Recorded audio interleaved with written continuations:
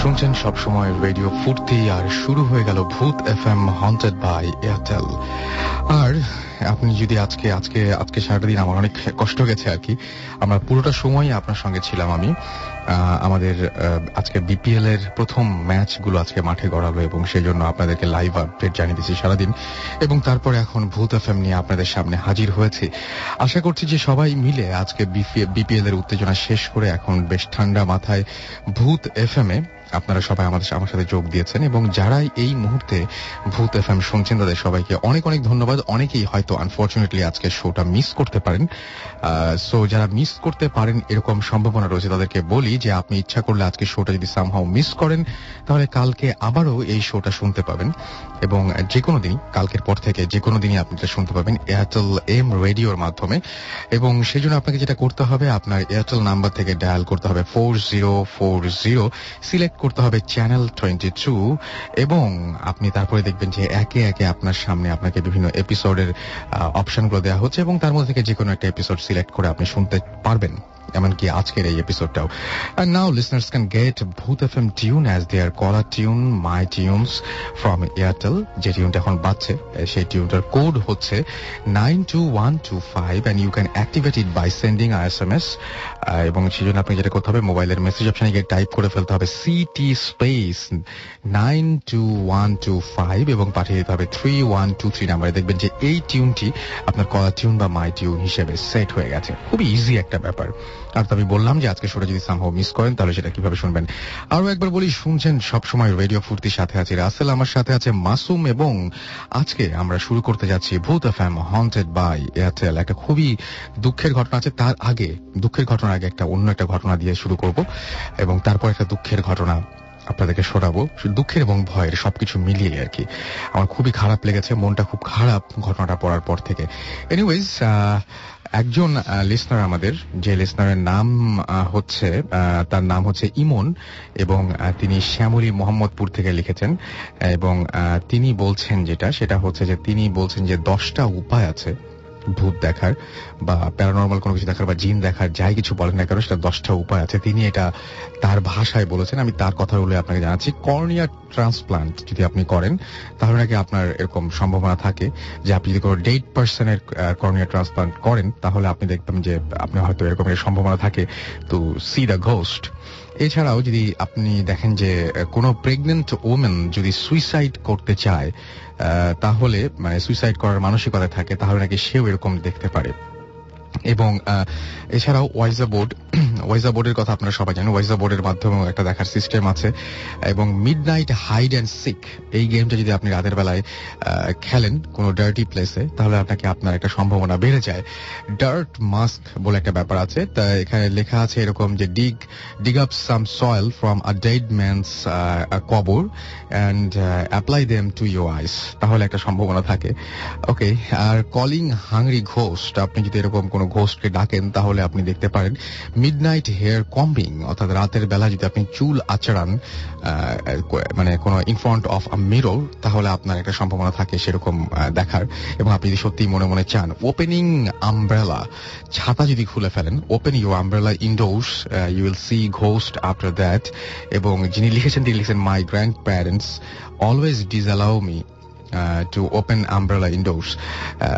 আচ্ছা, ওকে। এছাড়া লেখা আছে যে পিক স্টুপ, এটা হচ্ছে যে এটার একটা ঘটনা, সেটা হচ্ছে যে ব্যাপারটা এরকম যে আপনাকে যেটা করতে হবে সেটা try to look behind you in between your legs. Of course you have to bend down, মানে বাঁকা হয়ে আপনার দুই পায়ের মাঝখানে যদি পেছনের দৃশ্য দেখার চেষ্টা করেন তাহলে সেরকম জায়গায় দেখার সম্ভাবনা রয়েছে।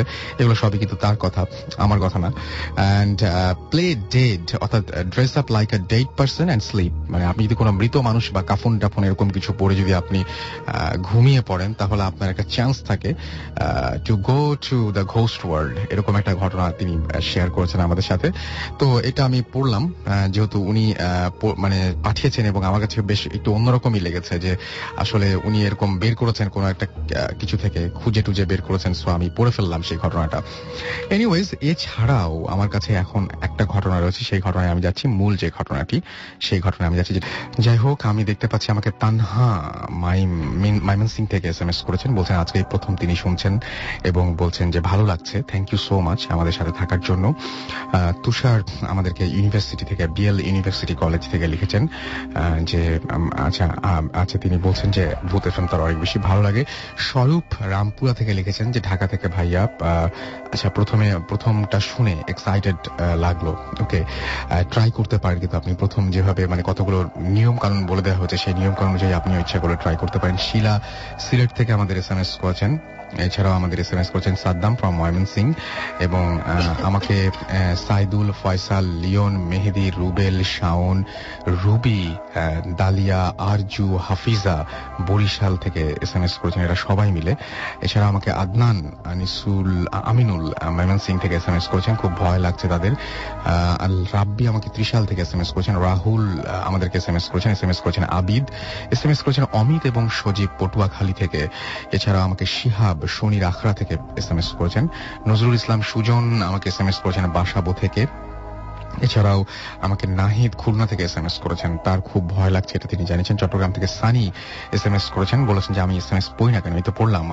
অতুল চট্টগ্রাম থেকে লিখেছেন যে ভৌতিস্ট কবে আসবে। ভৌতিস্ট গতদিনে শুটিং এ ছিল, আজকে একটা কনসার্ট হচ্ছে আপনারা সবাই জানেন, সেই কনসার্টে তারা আছেন এবং সেখান থেকে সময় করতে পারলে তারা অবশ্যই আসবেন বলে আমাকে জানিয়েছেন।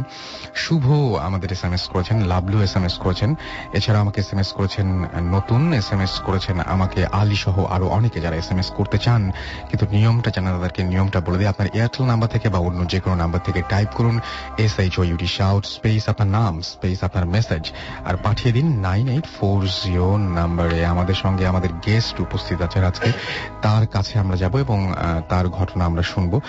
শুরুতে আপনার নাম বলবেন। আসসালামু আলাইকুম booth FM lovers, it's me Irfan.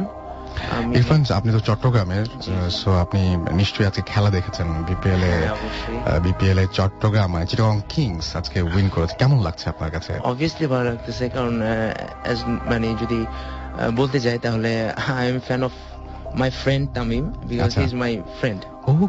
Okay this is really great. আচ্ছা আমরা তাহলে এখন ঘটনায় চলে যাই। ওকে, আমি ঘটনা শুরু করার আগে আমি কিছু কথা বলবো, সেটা হচ্ছে I want to thanks to my friends and my students who are listening today, and a special thanks to my best friend Maria and Rashid, my cousin Imon, Bappa, Simon, and that's it. So আমার স্টোরিটা আমি এখন শুরু করতে যাচ্ছি, সেটা হচ্ছে আমি আমার স্টোরিটা শুনি একটা জেলের ঘটনা। সো এটা বাংলাদেশের যে কোনো একটা জেলের ঘটনা, সেটা আপনার আমার একটা ফ্রেন্ড থেকে শোনা। সো ঘটনাটা এরকম যে আমার ফ্রেন্ড 2010-এ জেলে যায়। সো যে কোনো একটা কারণে ওখানে কয়েকটা মাস থাকতে হয় ওর থেকে। সো একটা উইয়ার্ড থিং এক্সপিরিয়েন্স করছে, সেটা হচ্ছে ও যখন জেলে যায় তখন একদিন রাতে ও দেখে মিনস ও টয়লেটে যাওয়ার পর যখন আসে তখন ওর পাশে যেটা ব্যাটমেট ছিল, তো ব্যাটমেট ওকে বলে তুমি এত রাতে মিনস টয়লেটে যেও না, আর যদি বা যাও তাহলে একলা যেও না, কাউকে সঙ্গে নিয়ে যাও। সো ও তখন রিজনটা জানতে চায় যে কেনই বা আমি এত রাত্রে গেলে কি সমস্যা। হয়তোবা আপনারা জানেন না, মানে রাত্রেবেলা কিন্তু আপনার ওখানে কারেন্ট থাকে না, সাধারণত জেলে থাকে না কারেন্ট। তো দেখা যায় কি এখন রাতে কারেন্ট না থাকাতে এখন ও যে ঘটনাটা মানে ও বললো আর কি আমার ফ্রেন্ডটা আমাকে, যে ওখানে আপনার ওই কি বলে আমার ফ্রেন্ডের মানে সে যে ব্যাটমেট ছিল সেই ব্যাটমেটটা বলতেছে যে এই যে আপনার জেলটা আছে সেন্ট্রাল জেলটা সিটুয়েটেড হওয়ার আগে ওই জায়গাটাতে শ্মশান ঘাট ছিল। আচ্ছা, তো দেখা গেছে কি ওই শ্মশান ঘাট থাকা অবস্থায় ওখানে 5 বোনের আত্মা থাকতো, মিনস যেটা আমরা বলি ডেভিল স্পিরিট। সো ওই 5 বোনের আত্মা থেকে 4 বোন চলে যায় যখন এই জেলটা সিটুয়েট করা হয়। তখন তার এক বোন কিন্তু যে কোনো একটা কারণে ওই জেলে রয়ে যায়, এটা সিটুয়েট হওয়ার পরও রয়ে যায়। তো দেখা যায় কি ওই জিনিসটা থাকাতে প্রায় রাতে ওই জিনিসটা দেখা যায় যে আপনার মানে ওই যেটা আপনার ডেভিল স্পিরিট আছে সেটা সবাইকে ডিস্টার্ব করতো। ডিস্টার্বটা এরকম যে সবাইকে মেরে ফেলার চেষ্টা করতো, লাইক বুকের উপর বসে গলা চেপে মেরে ফেলার চেষ্টা করতো। তো আমার ফ্রেন্ডে যেটা আমাকে বলছে যে মানে ওই যখন একদিন রাতে ও মানে ঘুমায়, ঘুমানোর পর মানে হঠাৎ একটা বিকট শব্দ শুনতে পাই। যে শব্দটা হচ্ছে আপনার মানে একটা ছেলের শব্দ, সেটা বাথরুম থেকে আসে, ওদের বাথরুম থেকে আসে। বাথরুম থেকে যখন আসে তখন মানে ও ফরেন দেখে যে বাথরুমে যেয়ে দেখতেছে একটা ছেলে, মানে ছেলেকে মানে সামথিং ইনভিজিবল, যেটা দেখা যাচ্ছে না, যে কেউ একজন টেনে আসে এবং ওখানে যেগুলো সেল আছে যেহেতু সেলের দিকে টেনে নিয়ে যেতে যাচ্ছে, লাইক ওকে কে যেন একজন টেনে নিয়ে যেতে যাচ্ছে। তো এখন ও জিনিসটা দেখার পর মানে সবাই ওখানে যারা লোকজন সবাই এসে মানে আশেপাশে থাকে, মানে খুব ভয় পেয়ে যায় যে আসলে কেন হচ্ছে এই জিনিসটা। তারপর কেউ একজন সাহস করে যে মানে ধরে ওকে নিয়ে আসে, মানে মানে দোয়া কালাম পরে কোনো মতে নিয়ে আসে। তখন পরবর্তীতে দেখা যায় যে হাতে ওকে ধরছে সে হাতে পুরা আঁচড়ের দাগ এবং খুবই ব্লাডেড আঁচড়, মানে খুব জঘন্যভাবে আঁচড় দিছে। তারপর এরকম ঘটনা ঘটতে থাকে, প্রায় ঘটনা ঘটতে থাকে। তারপর আপনার যেটা লাস্টলি হয়েছে, যেটা আমাকে বলছিল আর কি, যে ওইখানে যেটা জেলার ছিল, জেলারকে স্বপ্ন দেখানো হয়েছিল যে যদি ওকে মানে এখান থেকে যদি ওই ডেভিল স্পিরিটটাকে যদি বের করতে হয় তাহলে একটাই অপশন আছে, যে পুরো জেলের যেগুলো দরজা আছে, সেলের ডোর আছে, সবগুলো ওপেন করে দিতে হবে আর কোনো গার্ড থাকতে পারবে না। যদি কোনো গার্ড থাকে তাহলে ও বের হবে না। It's not possible to do that. So দেখা গেছে কি এটা হয় নাই। তারপর পরবর্তীতে আরো অনেক ঘটনা ছিল এটার সঙ্গে, যে দেখা গেছে একদিন মানে একজন গার্ড নামাজ পড়তেছিল আপনার 2 তলা সেকেন্ড ফ্লোরে। তো যখন নামাজ পড়তেছে তখন নামাজ পড়ার পর ওর পাশে জুতাটা রাখছিল। কিছুক্ষণ নামাজ পড়ার পরপরই দেখতেছে ওর পাশে জুতাটা নাই। সো ওই জিনিসটা আইডেন্টিফাই করার পর মানে দেখতেছে জুতাটা নিচে। সো এমন ভাবে মসজিদটা সিচুয়েটেড ছিল যে সিঁড়ির থেকে মানে আপনার যখন মসজিদ থেকে বের হয়ে সিঁড়ির নিচের থেকে দেখা যাচ্ছে যে ওর জুতাগুলো উল্টা হয়ে উপরে উঠে আসতেছে সিঁড়ি থেকে একা একা, কোনো মানুষ নাই কিন্তু, উইদাউট এনিথিং, মানে মানে লাগতেছে এটা মানে শূন্যতে ভাসতেছে। তখন যখনই একটু উঠে আসতেছে ওই জিনিসটা খুব ঘাবড়ায় একদম 5th ফ্লোরে যে মানে একদম সবাইকে জেগে মানে এই ঘটনাটা সবাইকে বললো। এবং মানে এই জিনিসটা এখনো পর্যন্ত ওই জেলে এখনো পর্যন্ত আছে এবং এই জিনিসটা এখনো ঘুরে বেড়াচ্ছে আর কি। আচ্ছা, সো এই ছিল আপনার ঘটনা, রাইট? ওকে, সো এই ছিল ঘটনা। এবং আমি আরো কিছু SMS পড়ে ফেলতে চাই। আমি জয় লিখেছেন একজন এবং তিনি বলেন যে আমি আর আমার ওয়াইফ ভূত FM শুনছি, খুবই ভয় লাগছে। রবিন লিখেছেন পিরোজপুর থেকে যে জুজুর ঘটনা তিনি শুনতে চান, আমি ট্রাই করব জুজুর ঘটনা প্লে করার জন্য। সুলাইমান আমাদের আচ্ছা সুমায়ন আমাকে SMS করেছেন, তিনি বলেন I am alone in my room এবং ফিলিং ভেরি স্কেয়ার্ড। ওকে, তাহলে আমরা সফল হয়েছি আর কি। স্কাই রাজ আমাকে বলেছেন যে ভূত FM এর জন্য একটা প্রোগ্রামও মিস করিনি। আচ্ছা, ভূত FM একটা প্রোগ্রামও তিনি মিস করেননি। এবং তিনি বলেন যে আজকেই প্রথম লিখলাম প্রিয় ভূত FM কে। আমরাও পড়ে ফেললাম আপনার প্রথম SMS-টি। আমি লাকি যে আপনার প্রথম SMS-টি পড়ে ফেলতে পেরেছি এবং আপনার কাছ থেকে কোনোদিনও এই ধরনের কোনো কথা শুনতে হবে না যে আমি SMS পড়ি না। এছাড়াও আমাকে সোনা SMS করেছেন ফ্রম রাজশাহী এবং তিনি অনেক ছোট, তিনি ক্লাস 5-এ পড়েন এবং তিনি ভূত FM আমাদের সাথে আছেন এবং তার আম্মুর সাথে তিনি শুনছেন। অলরাইট, আমাকে এছাড়াও সিয়াম SMS করেছেন বুয়েট থেকে এবং তিনি বলছেন যে নজরুল ইসলাম ইজ এনজয়িং ভূত FM। ওকে, আলামিন, মন্দিরা, বাঁধন, শাওন, নূর আলম, হাসু, রুহুল ফ্রম সাতক্ষীরা তারা SMS পাঠিয়েছেন আমাকে এবং তিনি বলছেন কাহিনীগুলো ভয়ঙ্কর, আমরা দল বেঁধে শুনছি। ওকে, আমাকে ধ্রুব SMS করেছেন যে ভাইয়া অনেক ভয় লাগছে, লেপের নিচে শুয়ে ভূত FM শুনছি। অনেক আমাকে SMS করেছেন ভূতের গলি থেকে এবং আমাকে SMS করেছেন। এছাড়াও দেখতে পাচ্ছি ইফাজ বাসাবো থেকে আমাকে SMS করেছেন দেখতে পাচ্ছি ইমরান এবং শুভ্র SMS করেছেন পটুয়াখালী থেকে। ওকে, এবং তিনি বলছেন যে আমি অনেক সিক বাট তারপরেও ভূত FM মিস করছি না, দোয়া করি আপনি খুব দ্রুত সুস্থ হয়ে ওঠেন। মনির আমাকে SMS করেছেন। এছাড়াও SMS করেছেন আমাকে আলমগীর, সুমন, ইকরাম, তারপরে আমাকে SMS করেছেন পাভেল, SMS করেছেন মিশু সিলেট থেকে আসসালামু আলাইকুম ভাই বলে শুরু করেছেন এবং তিনি বলছেন তার মনটা খুব খারাপ। আগের সপ্তাহে আমার একটা ফ্রেন্ড আচ্ছা তারপরে কিছু একটা বলতে চেয়েছেন, তারপরে SMS-টি আর আসেনি। সুমন এছাড়া আমাকে SMS করেছেন।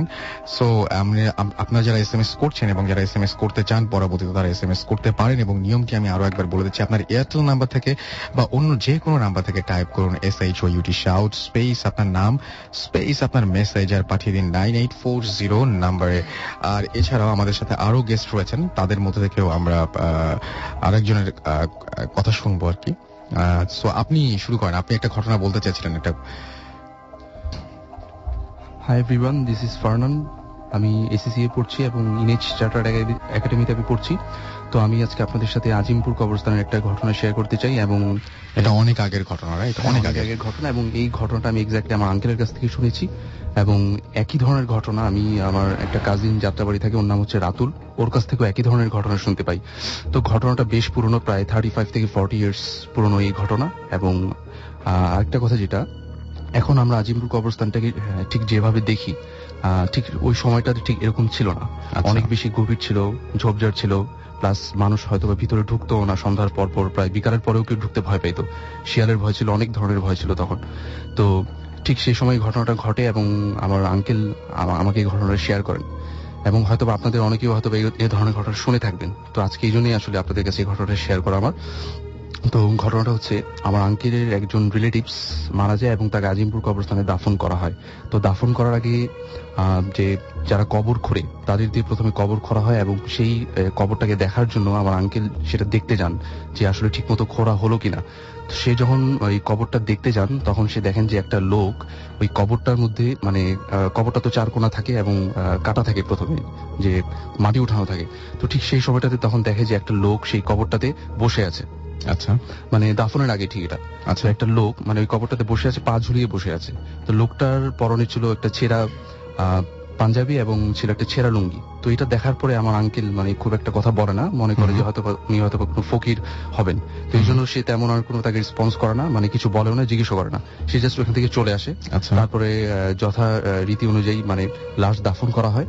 এবং ঠিক আরেকটা বিষয় যেটা আমার আঙ্কেল যেটা আমাকে বলেন, যে ঠিক লাশ দাফন করার সময়ও ঠিক ওই লোকটা সবার পিছনে দাঁড়িয়েছিল এবং সবাই যখন মোনাজাত ধরছিল, মানে উনি কোনো মোনাজাত ধরতেছিল না। এটা একটা অবাক করা বিষয় ছিল। আমরা যেটা জানি যে সবাই যখন মানে লাশ দাফন করে তখন সবাই আশেপাশে পরিচিত অপরিচিত সবাই মোনাজাত করে। আচ্ছা, কিন্তু ওই লোকটা মানে কোনো মোনাজাত করতেছিল না, কোনো মুভমেন্ট ছিল না, উনি জাস্ট এক দৃষ্টে ওই কবরটার দিকে তাকিয়েছিল। তো তারপরে আমার আঙ্কেল বিষয়টা লক্ষ্য করে এবং তার কাছে খুব অবাক মনে হয়, এটা তো আসলে হওয়ার কথা না, লোকটা কে আসলে, আমাদের পরিচিত বা রিলেটিভস তো কেউ না। তো তারপরে যেটা হলো, লাশ দাফন করা হলো। লাশটা ঠিক দাফন করা হলো প্রায় আসরের আগে এবং যার বাবা মারা গিয়েছিল সে এবং আমার আঙ্কেল ঠিক এর পর দিন ফজরের দিকে নামাজ পড়ে দেন কবর জিয়ারত করতে গেল। তো তারা যখন কবর জিয়ারত করতে আসলো তখন তারা দেখলো যে কবরটার ঠিক লাশটা যে আর কি যে সাইডে মাথাটা থাকে কবরের ঠিক ওই সাইড থেকে লাশ কবরটা খোঁড়া। আচ্ছা, কবরটা খোঁড়া এবং বেশ খানিকটা খোঁড়া এবং গর্তের মতো একটা করা। তো যার বাবা মারা গিয়েছিল সে দেখলো যে তার তো খুব অবাক করার বিষয় যে তার বাবার কবর এরকম কে কি করলো, কালকে দাফন করে গেলাম জাস্ট, রিসেন্টলি তো এরকম হওয়ার কথা না। তো সেই যে গর্তটার দিকে হাত দিল এবং মাটিটা ভিতরে দেওয়ার চেষ্টা করতেছিল, তখন সে দেখে যে কবর থেকে অনবরত রক্ত বের হইতেছে। আচ্ছা, এটা দেখার পরে সে অনেক ভয় পেয়ে যায় এবং তার কবরটা আবার সে খোঁড়ে, তার বাবার যে কবরটা মানে আবার নতুন করে দাফন করার উদ্দেশ্যে কবরটা খোঁড়ে। আচ্ছা, এবং তারপরে সে যেটা দেখে যে লাশটা ঠিক যথারীতি যেরকম ছিল ঠিক সেরকমই আছে, কিন্তু লাশটা ঠিক বুকের দিকে কেউ হয়তোবা যদি ধারাল অস্ত্র দিয়ে মানে কেটে ভেতর থেকে যদি কিছু বের করে ফেলে, মানে হার্ট লিভার কিছুই ছিল না ভিতরে, জাস্ট বুকের দিক দিয়ে কাটা একটা দাগ ছিল, মানে ধারাল অস্ত্র দিয়ে কেউ কেটেছে এরকম। এখন যেটা কথা হচ্ছে, যদি কোনো বন্য জীবজন্তু বা শিয়াল টেল আক্রমণ করতো তাহলে বোঝা যেত, স্ক্র্যাচ থেকে বোঝা যেত। রাইট, হ্যাঁ, কিন্তু ওই লাশটা দেখে কোনো বোঝার উপায় ছিল না যে এটা কোনো জন্তু জানোয়ারের কাজ। আচ্ছা, হ্যাঁ, জাস্ট নর্মালি বুকের ওখান থেকে ফাড়া একটা ধারাল অস্ত্র দিয়ে এবং ভিতরে লিভার টিভার এগুলো কিছুই ছিল না। তারপরে তারা ওই লাশটা আবারও ভালো মতো দাফন করে দেয় এবং খুব চারিদিকে খুব বেড়া দিয়ে ভালো মতো দাফন করে, যে তার কোনো প্রবলেম না হয়। তো এই ছিল ভাই আমার ঘটনা। কিন্তু আরেকটা কথা যেটা মানে আমি যেটা শুনতে পাই অনেকের কাছ থেকে, যে আজিমপুর কবরস্থান থেকে মানে একজন লোককে পাওয়া গিয়েছিল যে কিনা এরকম মানুষের সদ্য দাফনকৃত যে লাশগুলা সেগুলার কলিজা খেত, এরকম একটা কথা শুনতে পেয়েছিলাম আমি। তো এই কারণে আমি ঘটনাটা শেয়ার করলাম আসলে, কেননা ওই লোকটা আসলে কে ছিল সেটা কেউ জানে না। আচ্ছা, ওকে, থ্যাংক ইউ ফারনান, থ্যাংক ইউ। মনির আলভি আতিকুল ময়মনসিং থেকে আমাদের এসএমএস করেছেন এবং বলছেন ভাইয়া এসএমএসটা পড়তে চাইলে পড়বেন, না পড়লেও আগের মতো। আচ্ছা, আপনারা তারপর আমি বুঝি না আসলে এসএমএসটা কি লিখেন, আগের মতো লাগে না কারণ এরকম কিছু একটা বলছেন আর কি। হাসান কক্সবাজার থেকে এসএমএস করেছেন। এছাড়াও আমাকে দেখতে পাচ্ছি এসএমএস করেছেন ভুলমোনা চিটাগং থেকে, শাহেদ আমাকে এসএমএস করেছেন, মুস্তাকিম এসএমএস করেছেন শাউন এসএমএস করেছেন আমাকে সৈকত ঢাকা থেকে। এছাড়াও তিনি বলছেন যে আমি আজ ইন্ডিয়া যাচ্ছি, বাসে যেতে যেতে শুনছি। সুতরাং আমি তো বুঝতেই পারছি আপনি অনেক এনজয় করছেন। সুমন আমাকে SMS করেছেন, শিলু আমাকে SMS করেছেন, অনেক ভয় লাগছে জানিয়েছেন নোয়াখালী থেকে। তানভীর লিখেছেন যে ভাই আমার SMSটা কোনোদিন পড়া হয় না, আজকে আমি আপনার SMS পড়ে ফেললাম। এছাড়াও আমাকে ফারহাদ SMS করেছেন, ফারহাদ, রিয়াদ, ফয়সাল নাখালপাড়া থেকে, আমাকে সৌরভ লালমাটিয়া থেকে SMS করেছেন। এছাড়াও SMS করেছেন আমাকে তপন নেত্রকোনা থেকে, শাওন ইয়াসিন আমাকে SMS করেছেন, রনি চিটাগং থেকে SMS করেছেন, রায়হান আমাকে SMS করেছেন। রনি SMS করেছেন অনেকগুলো এবং তিনি বলছেন যে কয়টা SMS দিলে পড়বা, বাট আমি ফার্স্ট টাইম আপনার SMS পেয়েছি, কিন্তু আমি দেখতে পাচ্ছি যে আপনি আসলেই অনেকগুলো SMS পাঠিয়েছেন, সেটা আমি দেখতে পাচ্ছি। সোহেল আমাকে SMS করেছেন কোনাবাড়ি গাজীপুর থেকে, বাপ্পি চৌধুরী আমাকে SMS করেছেন, SMS করেছেন শাকিল ফ্রম মৌচাক গাজীপুর। এছাড়াও জুবায়ের জুনায়েদ আমাকে SMS করেছেন, সানি আমাকে SMS করেছেন ধুলাই পাড় থেকে। আমরা আরো SMS আপনাদের কাছ থেকে যে চাচ্ছি এবং সেই SMS এর মাধ্যমে আপনারা যে SMSটা পড়বেন এরকম না বলে ছোট্ট কোনো ঘটনা বা ছোট্ট করে যদি কোনো কিছু একটা ইনফরমেশন দিতে পারেন তাহলে আরো ভালো হয়। আর আমরা সবসময় চাই যে ভূত FM অনেক বেশি ভালো লাগুক আপনাদের কাছে, সেই জন্য এটা পুরোপুরি নির্ভর করে আপনাদের উপরে। আপনারা যে ধরনের ঘটনা পাঠাবেন সেই ধরনের ঘটনা আমরা আপনাদেরকে উপস্থাপন করি। সুতরাং অবশ্যই আপনারা আপনাদের সেরা ঘটনাগুলো, সেটা আপনার জীবনেই যে ঘটতে হবে এমন কোনো কথা নেই, আপনার চারপাশে যারা চেনা অচেনা মানুষ আছে তাদের সাথেও ঘটতে পারে। সুতরাং সেই ঘটনাগুলো আমাদের কাছে ইমেল করে জানিয়ে দিন, আপনার নাম, ঠিকানা এবং ফোন নাম্বার সহ জেনে নিন। আমাদের ইমেল অ্যাড্রেসটি bhootfm@radiofurti.fm, which is BHOOTFM@radioforti.fm। এখানে আপনারা ইচ্ছা করলে আমাদেরকে ইমেল পাঠাতে পারেন, অবশ্যই নাম, ঠিকানা, ফোন নাম্বার এবং সেই সাথে আপনি স্টুডিওতে এসে আপনার ঘটনা শেয়ার করবেন কিনা সেটা লিখবেন, অথবা আপনি কি চান, যে আপনারা যদি এরকম কিছু চান যে আপনার ঘটনাটা আমি পড়ে শোনাই, সেটাও আমাদেরকে জানাবেন। স্টে টিউনড রেডিও ফুর্তি এন্ড ডোন্ট স্টপ দ্য ফুর্তি। ফিরে আসছে একটু পরে এবং একটা ছোট্ট ব্রেকে যাব, ব্রেকের পরে আবারও ফিরে আসবো। যারা SMS পাঠানোর নিয়ম জানেন তাদেরকে বলে দেই যে আপনার এয়ারটেল নাম্বার থেকে বা অন্য যে কোনো নাম্বার থেকে লিখে ফেলুন SHOUT শাউট, স্পেস আপনার নাম, স্পেস আপনার মেসেজ, পাঠিয়ে দিন 9840 নাম্বারে। শুনছেন সবসময় রেডিও ফুর্তি, চলছে ভূত FM হন্টেড বাই এয়ারটেল। যাচ্ছি ছোট্ট একটা ব্রেকে। This track was downloaded from FusionBD.com.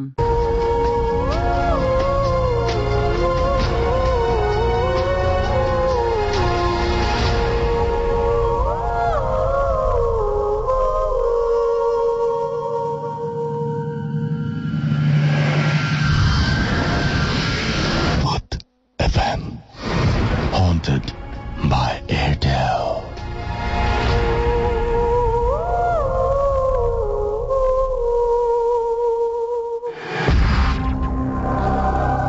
শুনছেন ভূত FM হন্টেড বাই এয়ারটেল, আর আমি সাথে রাসেল আছি, আছে মাসুম এবং আমরা আমাদের আজকের গেস্টরা এবং যারা এখনো পর্যন্ত আমাদের সঙ্গে আছেন তাদেরকে অনেক অনেক ধন্যবাদ এতক্ষণ পর্যন্ত আমাদের সঙ্গে থাকার জন্য। আমাকে ইফরান SMS করেছেন, খুব মজা লাগছে তার ভূত FM শুনতে। আবির খুলনা থেকে SMS করেছেন যে ভাই আমি খুব এনজয় করছি, আই লাইক ভূত FM। সুইটি লিখেছেন ভাইয়া 1 বছর ধরে ভূত FM শুনছি, বাট আজ প্রথম SMS করলাম। মা আজ নিষেধ করেছিল শুনতে, কজ আমার পক্স হয়েছে, তবুও শুনছি। দোয়া করি খুব দ্রুত আপনি সুস্থ হয়ে ওঠেন। সানাত বিশ্বাস আমাকে লিখেছেন ভূত FM শুনছি একা, খুব ভালো লাগছে। ওকে, আমাকে সাদ্দাম SMS করেছেন ময়মনসিংহ থেকে যে রাসেল ভাই please read my SMS, I have some real story in my life. Okay, so আমি চেষ্টা করব যে আপনার ঘটনাগুলো জানতে। সেই জন্য আপনাকে যেটা করতে হবে, আমাদেরকে ইমেল করে জানিয়ে দিতে হবে আপনার কি ঘটনা। আপনি bhootfm@radiofurti.fm, এখানে আপনি ডিটেল আপনার ঘটনাগুলো লিখে জানান। রানা লিখেছেন ভয় আর মজা, কয়টা SMS দিলে পড়ো। আমি this is your third SMS, আমি পড়ে ফেলেছি। আর আমাকে আরো SMS করেছেন অয়ন, লিখেছেন ভাইয়া, আচ্ছা কি লিখেছেন পড়তে পারলাম না। শুভ্র লিখেছেন পটুয়াখালী থেকে যে আজকে স্টোরিগুলো অসম লাগছে, thank you so much. Hasan লিখেছেন যে আচ্ছা সিন থেকে বলো যেন ভয় পায়। ওকে, গল্প শুনে ভালো লাগলে ডেফিনেটলি ভয় পাবে। তারিন লিখেছেন ফ্রম মুন্নুজান হল, রাজশাহী ইউনিভার্সিটি, ভাইয়া আমরা সকল রুমমেট মিলে ভূত FM শুনছি। বাপ্পি চৌধুরী মহাখালী থেকে আমাকে এসএমএস করেছেন এবং তিনি এবং তার বন্ধু সুজন একসাথে ভূত এফএম শুনছেন। মুশফিক আমাকে এসএমএস করেছেন চট্টগ্রাম থেকে সানি, এছাড়াও তানভীর নোয়াপাড়া থেকে আমাকে এসএমএস করেছেন, নোমান এসএমএস করেছেন, আরো অনেকের এসএমএস দেখতে পাচ্ছি। আর এসএমএস করার নিয়ম জানেন না তাদেরকে বলবো মোবাইলের মেসেজ অপশনে গিয়ে টাইপ করুন SHOUT শাউট স্পেস আপনার নাম স্পেস আপনার মেসেজ, পাঠিয়ে দিন 9840 নাম্বারে আপনার এয়ারটেল নাম্বার থেকে বা অন্য যে কোনো নাম্বার থেকে। চলে যাচ্ছি আরো একটি ঘটনায়, এবং এই ঘটনাটি পাঠিয়েছেন আমাদেরই একজন লিসনার, যিনি আজকে আমাদের এখানে উপস্থিত হতে পারেননি কারণ তিনি ঢাকায় থাকেন না। পড়ছি তার ঘটনা। লিখছেন, আমার নাম সৈয়দ তারিক, আমার বাড়ি খুলনায়। আমি পটুয়াখালী বিজ্ঞান ও প্রযুক্তি বিশ্ববিদ্যালয়ে কম্পিউটার সায়েন্স অ্যান্ড ইঞ্জিনিয়ারিং অনুষদের তৃতীয় থার্ড সেমিস্টারের ছাত্র। আমি আজ আমার জীবনে ঘটে যাওয়া একটি বাস্তব ঘটনা আপনাকে লিখে পাঠাচ্ছি। আপনার ভালো লাগলে পড়ে শোনাবেন। দিনটি ছিল 2011 সালের 14 ফেব্রুয়ারি, ঠিক 1 বছর আগে প্রায় বলতে গেলে। আমি বিশ্ববিদ্যালয়ের এম কেরামত আলী হলের 4th তলার 406B নম্বর রুমে থাকতাম। আমাদের হলটি 4 তলা এবং A ও B দুটি ব্লকে বিভক্ত। সে সময় আমি প্রথম সেমিস্টারে এবং 4 তলা শুধু আমরা 4 জন রুমমেট ছাড়া বাকি সবাই ছিল সপ্তম সেমিস্টারের ছাত্র। সেদিন রুমে আমি ছিলাম একা, আর সিনিয়রদের ট্যুর থাকায় গোটা 4 তলায় ছিলাম আমি একা। রাতে স্বাভাবিকভাবে আমি খাওয়া দাওয়া করে পিসিতে কাজ করতে বসি। ঘড়িতে তখন রাত 11:10। আমার দরজায় হঠাৎ নক করার শব্দ হলো। আমি দরজা খুলে দেখলাম একজন অপরিচিত লোক, পরনে সাদা শার্ট আর নীল জিন্স, হাতে একটি ট্রাভেল ব্যাগ। আমি কোনো কিছু বলার আগেই তিনি আমাকে বললেন যে আমি তোমার সিনিয়র বড় ভাই, আমার রুমমেটরা সবাই ট্যুরে গেছে আর আমার কাছে রুমের চাবি নাই। তিনি আমাকে বললেন যে আজকে রাতটা আমি তোমার রুমে একটু থাকি, কাল সকালে আমি বাসায় চলে যাব। আমি রাজি হয়ে গেলাম, কারণ তখনও আমার মাথায় প্যারানর্মাল কোনো কিছু আসেনি বা অন্য কোনো চিন্তা আসেনি। তিনি আমার পাশে আমার রুমমেটের বেডে ঘুমিয়ে পড়লেন, আমিও আমার বেডে শুয়ে পড়লাম। ঘড়িতে তখন রাত 2:30 কাছাকাছি। হঠাৎ আমার ঘুম ভেঙে যায়। আমার রুমের ভেতর তখন কেমন একটা গুমোট ভাব, রুমটা বেশ গরম। আমি আমার বিছানায় উঠে বসি এবং তখন যা দেখি তা মনে পড়লে আজও আমার গা শিউরে ওঠে। আমি দেখতে পাই যে সেই বড় ভাইটি আমার মাথার উপর ফ্যানের সাথে গলায় দড়ি দিয়ে ঝুলে রয়েছে। আমি তখন চিৎকার করতে চেষ্টা করি, কিন্তু আমার গলা দিয়ে কোনো স্বর বেরোয় না। এরপর অনেক চেষ্টার পর আমি দৌড়ে রুমের বাইরে যাই এবং চিৎকার করলে হলের অন্যরা সবাই বেরিয়ে আসে। তারপর আমি আমার সিনিয়রদের ব্যাপারটা বলি এবং তাদেরকে নিয়ে আমি রুমের ভেতরে যাই। তখন আমার ভয়টা আরো বেড়ে যায়। আমি গিয়ে দেখি আমার রুমে কেউ নেই, সেই ভাইটি নেই, তার ব্যাগ, জুতো, কোনো কিছুই নেই। তখন আমি আমার সিনিয়রদের কাছে জানতে পারি যে ওই রুমে 2007 সালের 14 ফেব্রুয়ারি মাসুদ নামে এক সিনিয়র ভাই আত্মহত্যা করেন, আর মৃত্যুর সময় তার পরনে ছিল সাদা শার্ট আর নীল জিন্স। আর ঘটনার শুরু এখানেই। তারপর আমি সারা রাত আর ঘুমোতে পারিনি। সকালে বাড়ি যাবার সিদ্ধান্ত নিয়ে বেরিয়ে পড়লাম। সৈয়দ তারিক আমাদের এই ঘটনাটি পাঠিয়েছেন। থ্যাংক ইউ আমাদের এই ঘটনাটি পাঠানোর জন্য। আর এছাড়াও আপনারাও যারা এরকম ঘটনা পাঠাতে চান বা স্টুডিওতে অংশগ্রহণ করতে চান, তারা পাঠিয়ে দিন boothfm@radiofuti.fm এই অ্যাড্রেসে। আমি চলে যাব পরবর্তী ঘটনায় এবং আমি আবারও ফিরে আসছি প্রথম যিনি ঘটনা বলেছিলেন তার কাছে। আপনার নামটা আরো একবার বলবেন। তামিম ইকবালের বন্ধু আমার এটুকু মনে আছে। Welcome listeners, it's me Irfan again.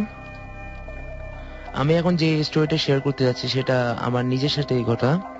সেটা হচ্ছে ইটস অ্যাবাউট 1 বছর আগের ঘটনা, 2011 ফেব্রুয়ারিতে। ওকে। আমার এক্সাম ছিল, যার কারণে আমার থেকে এক্সামটা অ্যাটেন্ডের পর আমার নানি অসুস্থ ছিল, ইউনাইটেড হসপিটালে অ্যাডমিট করা ছিল। সো আমার থেকে দেখা যায় এক্সামের পরপরই আমার থেকে হসপিটালে যেতে হয় আমার নানিকে দেখার জন্য। সামহাও ওনার থেকে ব্লাড লাগে, দ্যাটস ওয়াই আমাকে ব্লাড ডোনেট করার জন্য ওনার কাছে যেতে হয়। তো দেখা যায় ফরচুনেটলি ওদিন রাতে ব্লাড দিতে হয় না, তো মামারা বলে যে তুমি আজকে রাতে গেস্ট হাউসে স্টে করো, কালকে সকালে চলে যাও, যদি লাগলো না লাগলে চলে যেতে পারবা। সো আমি বললাম ঠিক আছে, তাহলে আমি থাকি কিছুক্ষণ। তো প্রায় রাত 3টা পর্যন্ত আমরা হসপিটালেই ছিলাম। সো হসপিটাল থেকে কিছুটা দূরেই হচ্ছে গেস্ট হাউসটা, ইউনাইটেড হসপিটালের পাশেই। সো আমরা ওখান থেকে প্রায় রাত 2:30টার দিকে আমরা আমি আর আমার কাজিন 2জন আমরা মানে গেস্ট হাউসের দিকে রওনা দিই। ওকে। সো পথে যেটা আমি একটা জিনিস রেকগনাইজ করি, এটা পরবর্তীতে আমি জিনিসটা মানে ম্যাচ করি যে রাস্তায় কিন্তু কুকুর থাকে সাধারণত, বাট ওদিন একটু উইয়ার্ড লাগলো। সাধারণত কুকুর কিন্তু মানে আমি এত ভয় পাই না কুকুরকে, বাট ওদিন কেন জানি আমি কুকুরগুলো সামহাও আমাকে অ্যাটাক করার চেষ্টা করতেছিল। মানে মনে হচ্ছে আননোন পার্সন যদি ওই এরিয়াতে আসে যেভাবে মানে কুকুরগুলো অ্যাটাক করে সেরকম। বাট ওটা যদি হইতো তাহলে আমার কাজিনদেরকেও কুকুরগুলো অ্যাটাক করতো, বাট ওদেরকে কিছু করতেছেন, জাস্ট আমার দিকে এসে মানে লাইক ওরা আমার গায়ের উপর পড়তে যাচ্ছে এরকম। আমি খুব ঘাবড়ে যাই। পরবর্তীতে ওখানে যেগুলো রোডে নাইট গার্ড থাকে ওরা এসে কুকুরগুলো সরাই নেয়। পরবর্তীতে অ্যাজ নর্মাল আমরা গেস্ট হাউসে যাই। তো গেস্ট হাউসে যেটা 2টা রুম থাকে ওখানে পার্টিকুলারলি, একটা রুমে 2টা মিন্স সিঙ্গেল বেডের 2টা বিছানা থাকে। সো 2টা এক রুমে আর 2টা, সো মানে এক রুমে 2টা। আচ্ছা। তো দেখা যায় কি মানে ফুল ফিল আপ। ওখানের মধ্যে আমার মামিরা শুয়া ছিল, খালারা শুয়া ছিল। সো আমার কাজিনরা যে আর 2জন যারা কাজিন ছিল ওরাও যে শুয়ে পড়ছে। দেখা গেছে জাস্ট আরেকটা রুমে আরেকটা বিছানায় আমার খালু আর আমার খালুর ছেলে শুয়েছিল, আরেকটা বিছানা খালি ছিল। তো আমি চিন্তা করছি যেহেতু অনেক রাত হয়ে গেছে আর কেউ তো আসবে না, আমি নিজে যে একটু রেস্ট করে নিই। তারপর গেলাম রেস্ট করবার জন্য। ওখানে মশাই কিন্তু টাঙানো ছিল। আমার একটু গরম লাগতেছিল, প্রায় রাত মানে 3টা বাজছে তখন যখন যে বসছি, গরম লাগতেছে। সেই কারণে আমার মানে বিছানার পাশে মানে পিছে একটা উইন্ডো ছিল। আমি কি করছি গ্লাসটা খুলে দিয়েছি যেন হালকা বাতাস আসে। আমি শুইছি, আমি আজ নর্মাল শার্টটা খুলে শুইছি, কারণ আগেই বললাম যে আমার গরম লাগতেছিল। সো আমি যখন শুইতে যাই নর্মালি কিন্তু আগে একটা কথা বলে রাখি, সেটা হচ্ছে যেটা আপনার বোবাজিন যেটা বলে, বোবাজিন কিন্তু আমাকে অনেক ভারী ধরছে।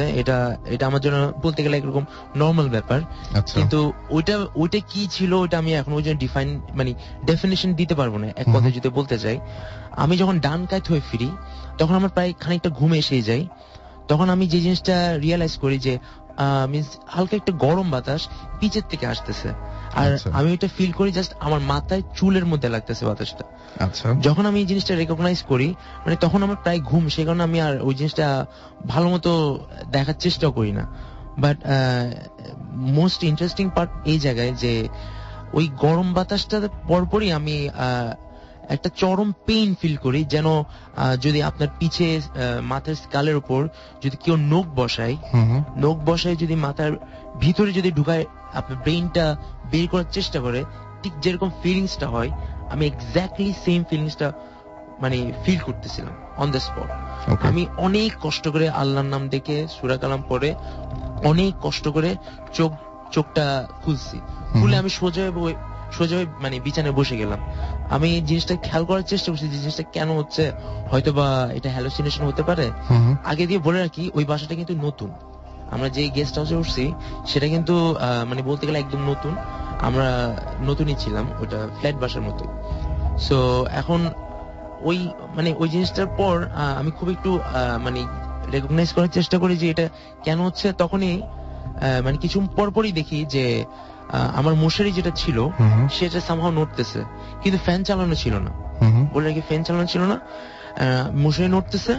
মশারি নড়ার পর আমি বলছি এটা আমি কি চোখে ভুল দেখতেছি নাকি কোনো কারণে নড়তেছে। আর পরবর্তী দেখছি আমার গাটা কেন যেন একটু ভার হয়ে আসতেছে। পরবর্তীতে আমি এই জিনিসটা আর সহ্য করতে না পেয়ে আমি ভয়ে বিছানা থেকে নেমে যাই। বিছানা থেকে নামার সাথে সাথে আরেকটা জিনিস লক্ষ্য করি যে বিছানা থেকে নেমে গেছি। তো নামার পর আমার বিছানা যেটা আছে সেটা কিন্তু সামহাও একটা কাঠের উপরে বিছানাটা ছিল, কারণ আপনার দেখা যায় কোনো টাইলস তো যেন বিছানা নাড়াচা একটু কম হয়, সেই কারণে একটা কাঠের গা ছিল বিছানার উপর দিয়ে, নিচে দিয়ে যেটা দেয় আর কি স্লোপ হিসেবে, সেইটা সরে গেছে। মানে বিছানাটা এমন ভাবে কাঁপতেছে সেটা সরে গেছে। আর যদি এটা ভূমিকম্প হয় অবভিয়াসলি আমার পাশে কিন্তু আমার খালুরা শুয়েছিল, ওরাও এই জিনিসটা বুঝতে পারতো, কিন্তু সেটা ভূমিকম্প না আমি 100% কনফার্ম ছিল। পরবর্তীতে আমি যেহেতু বললাম যে আমি শার্ট খুলে ঘুমিয়েছিলাম, তো আমি শার্টটা নেওয়ার জন্য মশারি থেকে শার্টটা নিতে যাই, তখন আমি একটা সিন দেখতে পাই। সেটা হচ্ছে আমি অন্ধকার ছিল, আমাদের পুরো রুমটা অন্ধকার ছিল, তা সত্ত্বেও কালোর উপর কালো। মানে একটু ইমাজিন করেন যে একটা কালো শেপ, আমি আরো বেশি ডার্ক একটা শেপ দেখি, এবং শেপটা আমি আইডেন্টিফাই করতে পারবো এটা জাস্ট লাইক একটা হিউম্যান। একটা হিউম্যান যেন মশারির থেকে মাথাটা বের করে মানে মানে এটা আমার কাছে আসতেছিল, এরকম ফিল হয়েছিল। আমি জিনিসটা আর ওখানে মানে বেশিক্ষণ দাঁড়াইনি, আমি দৌড়ে চলে গেছি আমার কাজিনদের ওখানে পাশের রুমেই। ওদেরকে বলছি ভাই আমাকে কোনো মতে রাত্রে একটু স্টে করতে দিবা, সকালে আমি একটা ঘটনা হয়েছে এটা বলবো। পরবর্তীতে সকালবেলা উঠে সবাইকে আমি এই জিনিসটা শেয়ার করি, কেউ আমার এটা বিশ্বাস করে না, কারণ বলে এই জিনিসটা হ্যালুসিনেশন হতে পারে, বা তুমি টায়ার্ড হয়ে গেছো, এক্সাম দিয়ে আসছো, বাড়ির থেকে আসছো। এর আগের দিন কিন্তু আমার দাদি মারা গেছে, দ্যাটস ওয়াই বলতেছে তোমার যে কোনো কিছু হতে পারে, কেউ বিশ্বাস করেনি। তারপর 4-5 দিন পর আনফরচুনেটলি আমার নানিও কিন্তু মারা যান। সো দেখা যায় কি যখন বাড়িতে যাই, চিটাগাং যাই, তখন আমি শুনতে পাই সেম বিছানায় আমার মামাও শুয়েছিল। আমার মামার সাথেও কিন্তু সেম ভাবে হয়। আবার সেম বিছানায় আমার কাজিন সাইমনও শুয়েছিল, তার সাথেও কিন্তু সেম ঘটনা। তার মানে ওই জায়গাটারই প্রবলেম আসলে। মানে আসলে কি ওই বিছানাটা বলবো, নাকি ওই রুমটা বলবো, নাকি ওই জায়গাটা বলবো, আমি আইডেন্টিফাই করতে পারতেছি না। কিন্তু আমি মনে করি এখনো পর্যন্ত যে আপনারা কেউ ওখানে যান, আই থিঙ্ক ওই জিনিসটা এখনো পর্যন্ত স্টে করে, ওটা কোনো এক্সপ্লেনেশন দিতে পারবো না। আর এটাই ছিল আমার স্টোরি। সো আপনার কন্ট্যাক্ট নাম্বার কাছে আছে, এবং যারা আসলে টেস্ট করতে চান, এরকম কোন একটা অভিজ্ঞতা পেতে চান, আসলে আই এম নট ইন্টারেস্টেড। এই জিনিসটা আমার সাথে মানে আমার লাইফে ফার্স্ট এন্ড লাস্ট এক্সপেরিয়েন্স। আমি এত ভয় কিন্তু কখনো পাইনি। কখনো পান নাই? আমি খুবই ভয় পাইছি। বুঝতেই পারছি না, ভয় পাওয়ার মতোই ঘটনা, ভয় না পেলেই বরং সেটা অস্বাভাবিক হতো, কারণ এটা ভয় পাওয়ার মতোই একটা ঘটনা। এন্ড মানে আপনার তেমন কোনো ক্ষতি হয়নি, এটা সবচেয়ে বড় কথা। সেটাই। Okay, thank you so much. Shamim Ahmed আমাকে এসএমএস করেছেন, শামীম আহমেদ আকাশ ফ্রম সিলেট, লিখেছেন রাসেল ভাই, আমি এবং আমার ছোট ভাই খুব মজা করে ভূত এফএম শুনছি। আশিক, জনি, মন্তাজ, রিঙ্কু, সোহাগ, ফয়সাল ফ্রম রাজশাহী, তারা লিখেছেন ভাই আমরা সবাই একসাথে বসে ভূত এফএম শুনছি। আর এছাড়াও তিনি আমাদেরকে নিকিতা এসএমএস করেছেন, তিনি বলছেন যে তার মম আমেরিকা চলে গেছেন 6 মান্থের জন্য, এই মুহূর্তে তিনি অনেক ভয় লাগছে তার কাছে। লাবণী, মিথিলা, স্বর্ণা আমাকে লিখেছেন যে ভাইয়া আমরা সবাই ভূত এফএম শুনছি। নিবিড় ধানমন্ডি থেকে লিখেছেন যে রাসেল ভাই আমি এবং আমার ফ্রেন্ড ফারহান প্রতিটি ভূত এফএম শুনি, কজ ফারহান আমাকে ভূত এফএম শুনতে বলে। আচ্ছা, এই জন্য শোনেন, মজা লাগে বলে এই জন্য শোনেন না, কিন্তু আমি বুঝতে পারলাম সেটা। হুসাইন আমাকে লিখেছেন ভাইয়া এটা আমার 4th এসএমএস, এবং এটা তুমি যদি না পড়ো তাহলে আমি এসএমএস করবো না। হ্যাঁ, দিস ইজ ট্রু যে এটা আপনার 4th এসএমএস, বাট আমি পড়ে ফেলেছি। হাবিবা, ভূত এফএম রক্স, লিখেছেন ফ্রম চিটাগং থেকে। আমার তো আজকে বলতে ইচ্ছা করছে যে চিটাগং কিংস রক্স, কারণ আজকে চমৎকার খেলেছে তারা। রনি আবারও চিটাগং থেকে লিখেছেন ভাইয়া আমি আর মায়া একসাথে ভূত এফএম শুনছি, থ্যাঙ্কস ভাইয়া এসএমএসটা পড়ার জন্য। ওকে, আপনি বুঝতে পারলেন কিভাবে যে আমি এসএমএসটা পড়বো? রনি, ওকে, আপনার এসএমএস পড়ে ফেললাম আমি। এছাড়াও আমি দেখতে পাচ্ছি যে আমাকে পিঙ্কি জিসান বরিশাল থেকে এসএমএস করেছেন, এবং তিনি বলছেন আমি গত উইকে 5টি এসএমএস করেছি, একটিও পড়া হয়নি। আরে বাপরে বাপ, তাহলে তো এই এসএমএসটা যদি না পড়তাম তাহলে খুব ভুল হয়ে যেত। ভূত আর্মস আমাকে এসএমএস করেছেন সিলেট থেকে, তিনিও আমাকে বেশ কিছু এসএমএস পাঠিয়েছেন। মিল্টন নরসিংদী দাসপাড়া থেকে আমাকে এসএমএস করেছেন, কেমন আছেন রাসেল ভাই? আমি সবসময় ভালো থাকি, সবসময় ভালো দলে। সামিনা আমাকে এসএমএস করেছেন। এছাড়াও আমাকে এসএমএস করেছেন, দেখতে পাচ্ছি এখানে এই মুহূর্তে রানুর এসএমএস পেলাম আমি, তিনি এসএমএস করেছেন রানু পারভেজ, তিনি আমাকে এসএমএস করেছেন রাজশাহী থেকে। ব্রাদার ডেভিল আমাকে মতিঝিল থেকে এসএমএস করেছেন আমাকে। এছাড়াও দেখতে পাচ্ছি এখানে এসএমএস করেছেন SK Rony from Shonir Akhra. So আপনারা সবাই যারা এসএমএস পাঠাচ্ছেন তাদেরকে অনেক থ্যাঙ্কস, এবং এসএমএস পাঠানোর নিয়মটি আমি আরো একবার বলে দিচ্ছি। মোবাইলের মেসেজ অপশনে গিয়ে টাইপ করতে হবে SHOUT শাউট স্পেস আপনার নাম স্পেস আপনার মেসেজ, পাঠিয়ে দিতে হবে 9840 নাম্বারে। আমরা একটা ছোট্ট ঘটনায় আবার যাবো, আমাদের আরেকজন গেস্ট রয়েছেন তার কাছে। আপনার নামটা বলবেন? জি, হ্যালো লিসনার্স, আমার নাম শুভ, আমি নর্থ সাউথ ইউনিভার্সিটিতে পড়তেছি 8th সেমিস্টারে। তো থ্যাংক ইউ রাসেল ভাই আজকে আমাকে এখানে আসার জন্য। আমার আগে আসার কথা ছিল কিন্তু কিছু প্রবলেমের কারণে আমি আসতে পারিনি। তো আমার এক্সপিরিয়েন্স স্টার্ট করার আগে আমি হাই বলতে চাবো আমার আম্মুকে, আমার বোনকে এবং আমার ফাদারকে, আর আমার ফ্রেন্ড মাসুদ আর আসাদ শুনছে, ওদেরকে হাই বলতে চাবো। তো আমার যেই এক্সপিরিয়েন্স সেটা আমার আসলে ছোটবেলা থেকে হতো, আমি আগে ভয় পেতাম অনেক। তো আমার যখন ক্লাস 8-9-এ পড়ি, আমি অ্যাকচুয়ালি 9-10-এ আমার এসএসসি এক্সামের আগে, তো তখন আমার প্রবলেমগুলো খুব বেড়ে যায়। তো আমার অ্যাকচুয়ালি বাসা চিটংয়ে, তো সেখানে আমার রাতেবেলা আমি ঘুমাতে পারতাম না। তো ঘুমানোর টাইম হলে রাতেবেলা 12:30-1টার দিকে, তো আমি যখনই বেডে শুতাম তো আমার ফিল হতো যে আমার আশেপাশে কেউ আছে, কেউ হাঁটাহাঁটি করতেছে। তো আমি ফুটস্টেপ একদম ক্লিয়ারলি শুনতে পারতাম। তো কোনোদিন যদি আমার চোখ লেগে যেত, ঠিকই রাত 2:30-3টার দিকে আমার মনে হতো যে আমাকে কেউ টাচ করতেছে, কেউ ধাক্কা দিচ্ছে। ঘুমাই গেলে আমি এটা প্রায় ফিল করতাম যে আমাকে ধাক্কা দিয়ে ঘুম থেকে উঠাই দিছে। তো এরকম যখন বেশি চলতেছে, আমি আমার প্যারেন্টসের সাথে ঘটনাগুলো শেয়ার করি। তোরা বলে তোমার সামনে এক্সাম, তোমার তো মানে টেনশনের জন্য এরকম হচ্ছে, সেই টেনশন থেকেই ভুল হচ্ছে আর কি। তো আমি এগুলাকে তেমন ইয়ে করিনি, তো আমি রেগুলার চলছিল এরকম। তো এরপরে শুরু হয় আমাকে যে বোবাই ধরা যেটা বলে, তো সেটা শুরু হয়। সেটা আমার সাথে প্রথম হয় যখন, তখন আমি বুঝতে পারিনি, সেদিন আমি খুব ভয় পেয়ে গেছিলাম। তো সেকেন্ড টাইম যখন হয় তখন আমি ক্লিয়ারলি শুনতেছি যে আমার পাশে কেউ হাঁটতেছে। আমি অনেক চিল্লানোর চেষ্টা করছি, কিন্তু আমার মুখ দিয়ে কোনো শব্দ বের হচ্ছিল না আনফরচুনেটলি। তো পরে উঠার পরে যখন মানে জিনিসটা শেষ হলো, তখন আমি গিয়ে আমার ফাদারকে বলি যে এরকম হয়েছে। তো এরপর থেকে আমি অনেকদিন একা শুইনি। তো আমার এসএসসি পরীক্ষা শেষ হলো, এরপরে আবার এগুলো চলতেছিল, তত বেশি ছিল না, কিন্তু এই ডিউরিং এই টাইমটার মধ্যে আমি কিছু স্বপ্ন দেখছি। স্বপ্নগুলার থিম একটাই ছিল যে আমি স্বপ্নগুলো যেভাবে শুরু হয় শেষ হয় এভাবে, যে আমি অনেক উপর থেকে পড়লাম কোথাও, কিন্তু ইভেনচুয়ালি আমি সার্ভাইভ করে যাই। স্বপ্নগুলোর মিনিং আমি কখনো খুঁজে পাইনি। অনেকবার সাধারণত আমি অনেকবার শুনেছি এরকম যে খুব উইক থাকলে তখন এরকম ধরনের স্বপ্ন মানুষ দেখতে পারে। হ্যাঁ, আমাকেও এটা বলা হয়েছিল যে তোমার হয়তো পরীক্ষার কারণে এরকম হয়েছে, কিন্তু আমার ওই সময় এরকম কোনো সিচুয়েশন ছিল না।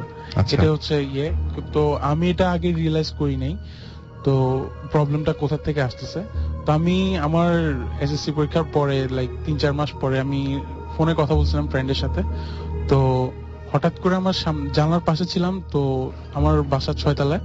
তো আমি সামনে দেখলাম বিল্ডিং এর সামনে যে আমার সামনে একটা মাঠ আছে, মাঠের সামনে একটা ছোট বাগানের মতো আছে। আসলে ওটা বাগান ছিল না, ওটা ছিল কবর, ওটা আমি আগে জানতাম না। তো ওটার পাশে একটা বিল্ডিং আছে 2 তলা, ওটার পাশে বড় একটা গাছ আছে। তো আমি ছাদের উপরে অনেকক্ষণ ধরে দেখতেছি সাদা একটা ফিগার, লম্বা একটা ফিগার অনেকক্ষণ ধরে নড়াচড়া করতেছিল। তো আমি অনেকক্ষণ নড়াচড়া যখন করতেছি, আমি আমার ফ্রেন্ডকে বললাম যে দেখ এরকম এরকম দেখতেছি। বলে না, তুই তো ভুল দেখতেছস। তো আমি তখন রুমের লাইটটা জ্বালালাম। তো লাইট জ্বালানোর সাথে সাথে ওটা গাছের মধ্যে গিয়ে ভ্যানিশ হয়ে গেল। তো এই ঘটনাটা গেল, আমি করলাম। এটা লাস্ট উইকে আমার সাথে হয়েছে। লাস্ট উইকে আমি চিটংয়ে ছিলাম, যে আপনাদের শো শেষ হওয়ার পরে লাইক 2:30টার দিকে। তো আমার ফ্রেন্ড ফোন করছিল, বাইরে থাকে সে। তো তার সাথে আমি যখন কথা বলতেছি, তো সেম থিং, আমি কথা বলার সময় দেখলাম যে সেরকম সেম ডুপ্লিকেট একটা ফিগার সে বিল্ডিং এর ছাদের উপরেই নড়াচড়া করতেছে। এবং নড়াচড়া করতে করতে যেই মাত্র আমি লাইটটা জ্বালালাম রুমে, সাথে সাথে সে মানে ভ্যানিশ হয়ে গেল গাছের কাছে গিয়ে। তো আমি সাথে সাথে গিয়ে আমার প্যারেন্টস কে জানাইছি ঘটনাটা। তো ওনারা বললো ওখানে কবরস্থান আছে, আর তোমাকে তো বলছি রাতের বেলা এত রাত পর্যন্ত জেগে থেকো না। তো আমাকে বাসা থেকে সবসময় নিষেধ করা হয় যে এত রাত পর্যন্ত জেগে থেকো না, কারণ 3-3:30টার দিকে এই সময়গুলো ভালো না। তো আমি যেহেতু অভ্যাস হয়ে গেছে, কারণ আমি এখন হয় না, আমার ফজর নামাজের আগে আমি ঘুমাতে পারি না, এখন অভ্যাস হয়ে গেছে এটা। আগে জোর করে সজাগ থাকতে হতো। তো এর আগে ঘুমালে যেদিনই ঘুমাইতাম এরকম হতো। আমি ঢাকায় যখন শিফট করি ইভেন্চুয়ালি, তো আমি যখন ঢাকায় শিফট করি ইউনিভার্সিটিতে উঠার পরে, তো ঢাকায় চলে আসার পরে আমি প্রথমে লেক সিটিতে ছিলাম, এরপরে আসি আমি বসুন্ধরাতে। তো বসুন্ধরায় আমি প্রথম যে বাসাটাতে উঠি সেটা ছিল একটা আন্ডার কনস্ট্রাকশন বিল্ডিং এর সামনে। তো ওখানে শুধু পাশে আমাদের তেমন কিছু ছিল না, খোলা ময়লার স্তূপ ছিল আমাদের বিল্ডিং এর পাশে। তো আমি যে রুমটাতে ছিলাম সেখানে প্রায় আমি 6 মান্থসের মতো স্টে করি, কিন্তু আমার তেমন কোনো কিছু ফিল হয়নি। আমার মাঝখানে কাজিন ছিল আমার সাথে 3 দিনের মতো, তো 3 দিন 2 রাত। তো তখন সে থাকার সময় আমি রাতে খেয়াল করছি যে সে ঘুমাতে পারছে না। তো সে যখন ব্যাক করে তার বাসায়, তো আমাকে বলে যে তুই কি বাসা ছেড়ে দিছস? আমি বললাম হ্যাঁ, আমি 1 মাস আগে বাসা ছেড়ে দিছি। তো বল, তোকে এখন একটা ঘটনা বলি, তোর ওখানে যে ছিলাম আমি কিন্তু রাতে ঘুমাতে পারিনি। আমার খুব অস্বস্তি লাগতো, মনে হতো যে আমার আশেপাশে কেউ আছে। আমার হঠাৎ গরম, হঠাৎ ঠান্ডা, মানে খুব খারাপ লাগতো। তো আমি বললাম যে হতে পারে, আমার কিন্তু কখনো লাগে নাই, আমি কিন্তু একদম ভালো মতোই ছিলাম ওখানে।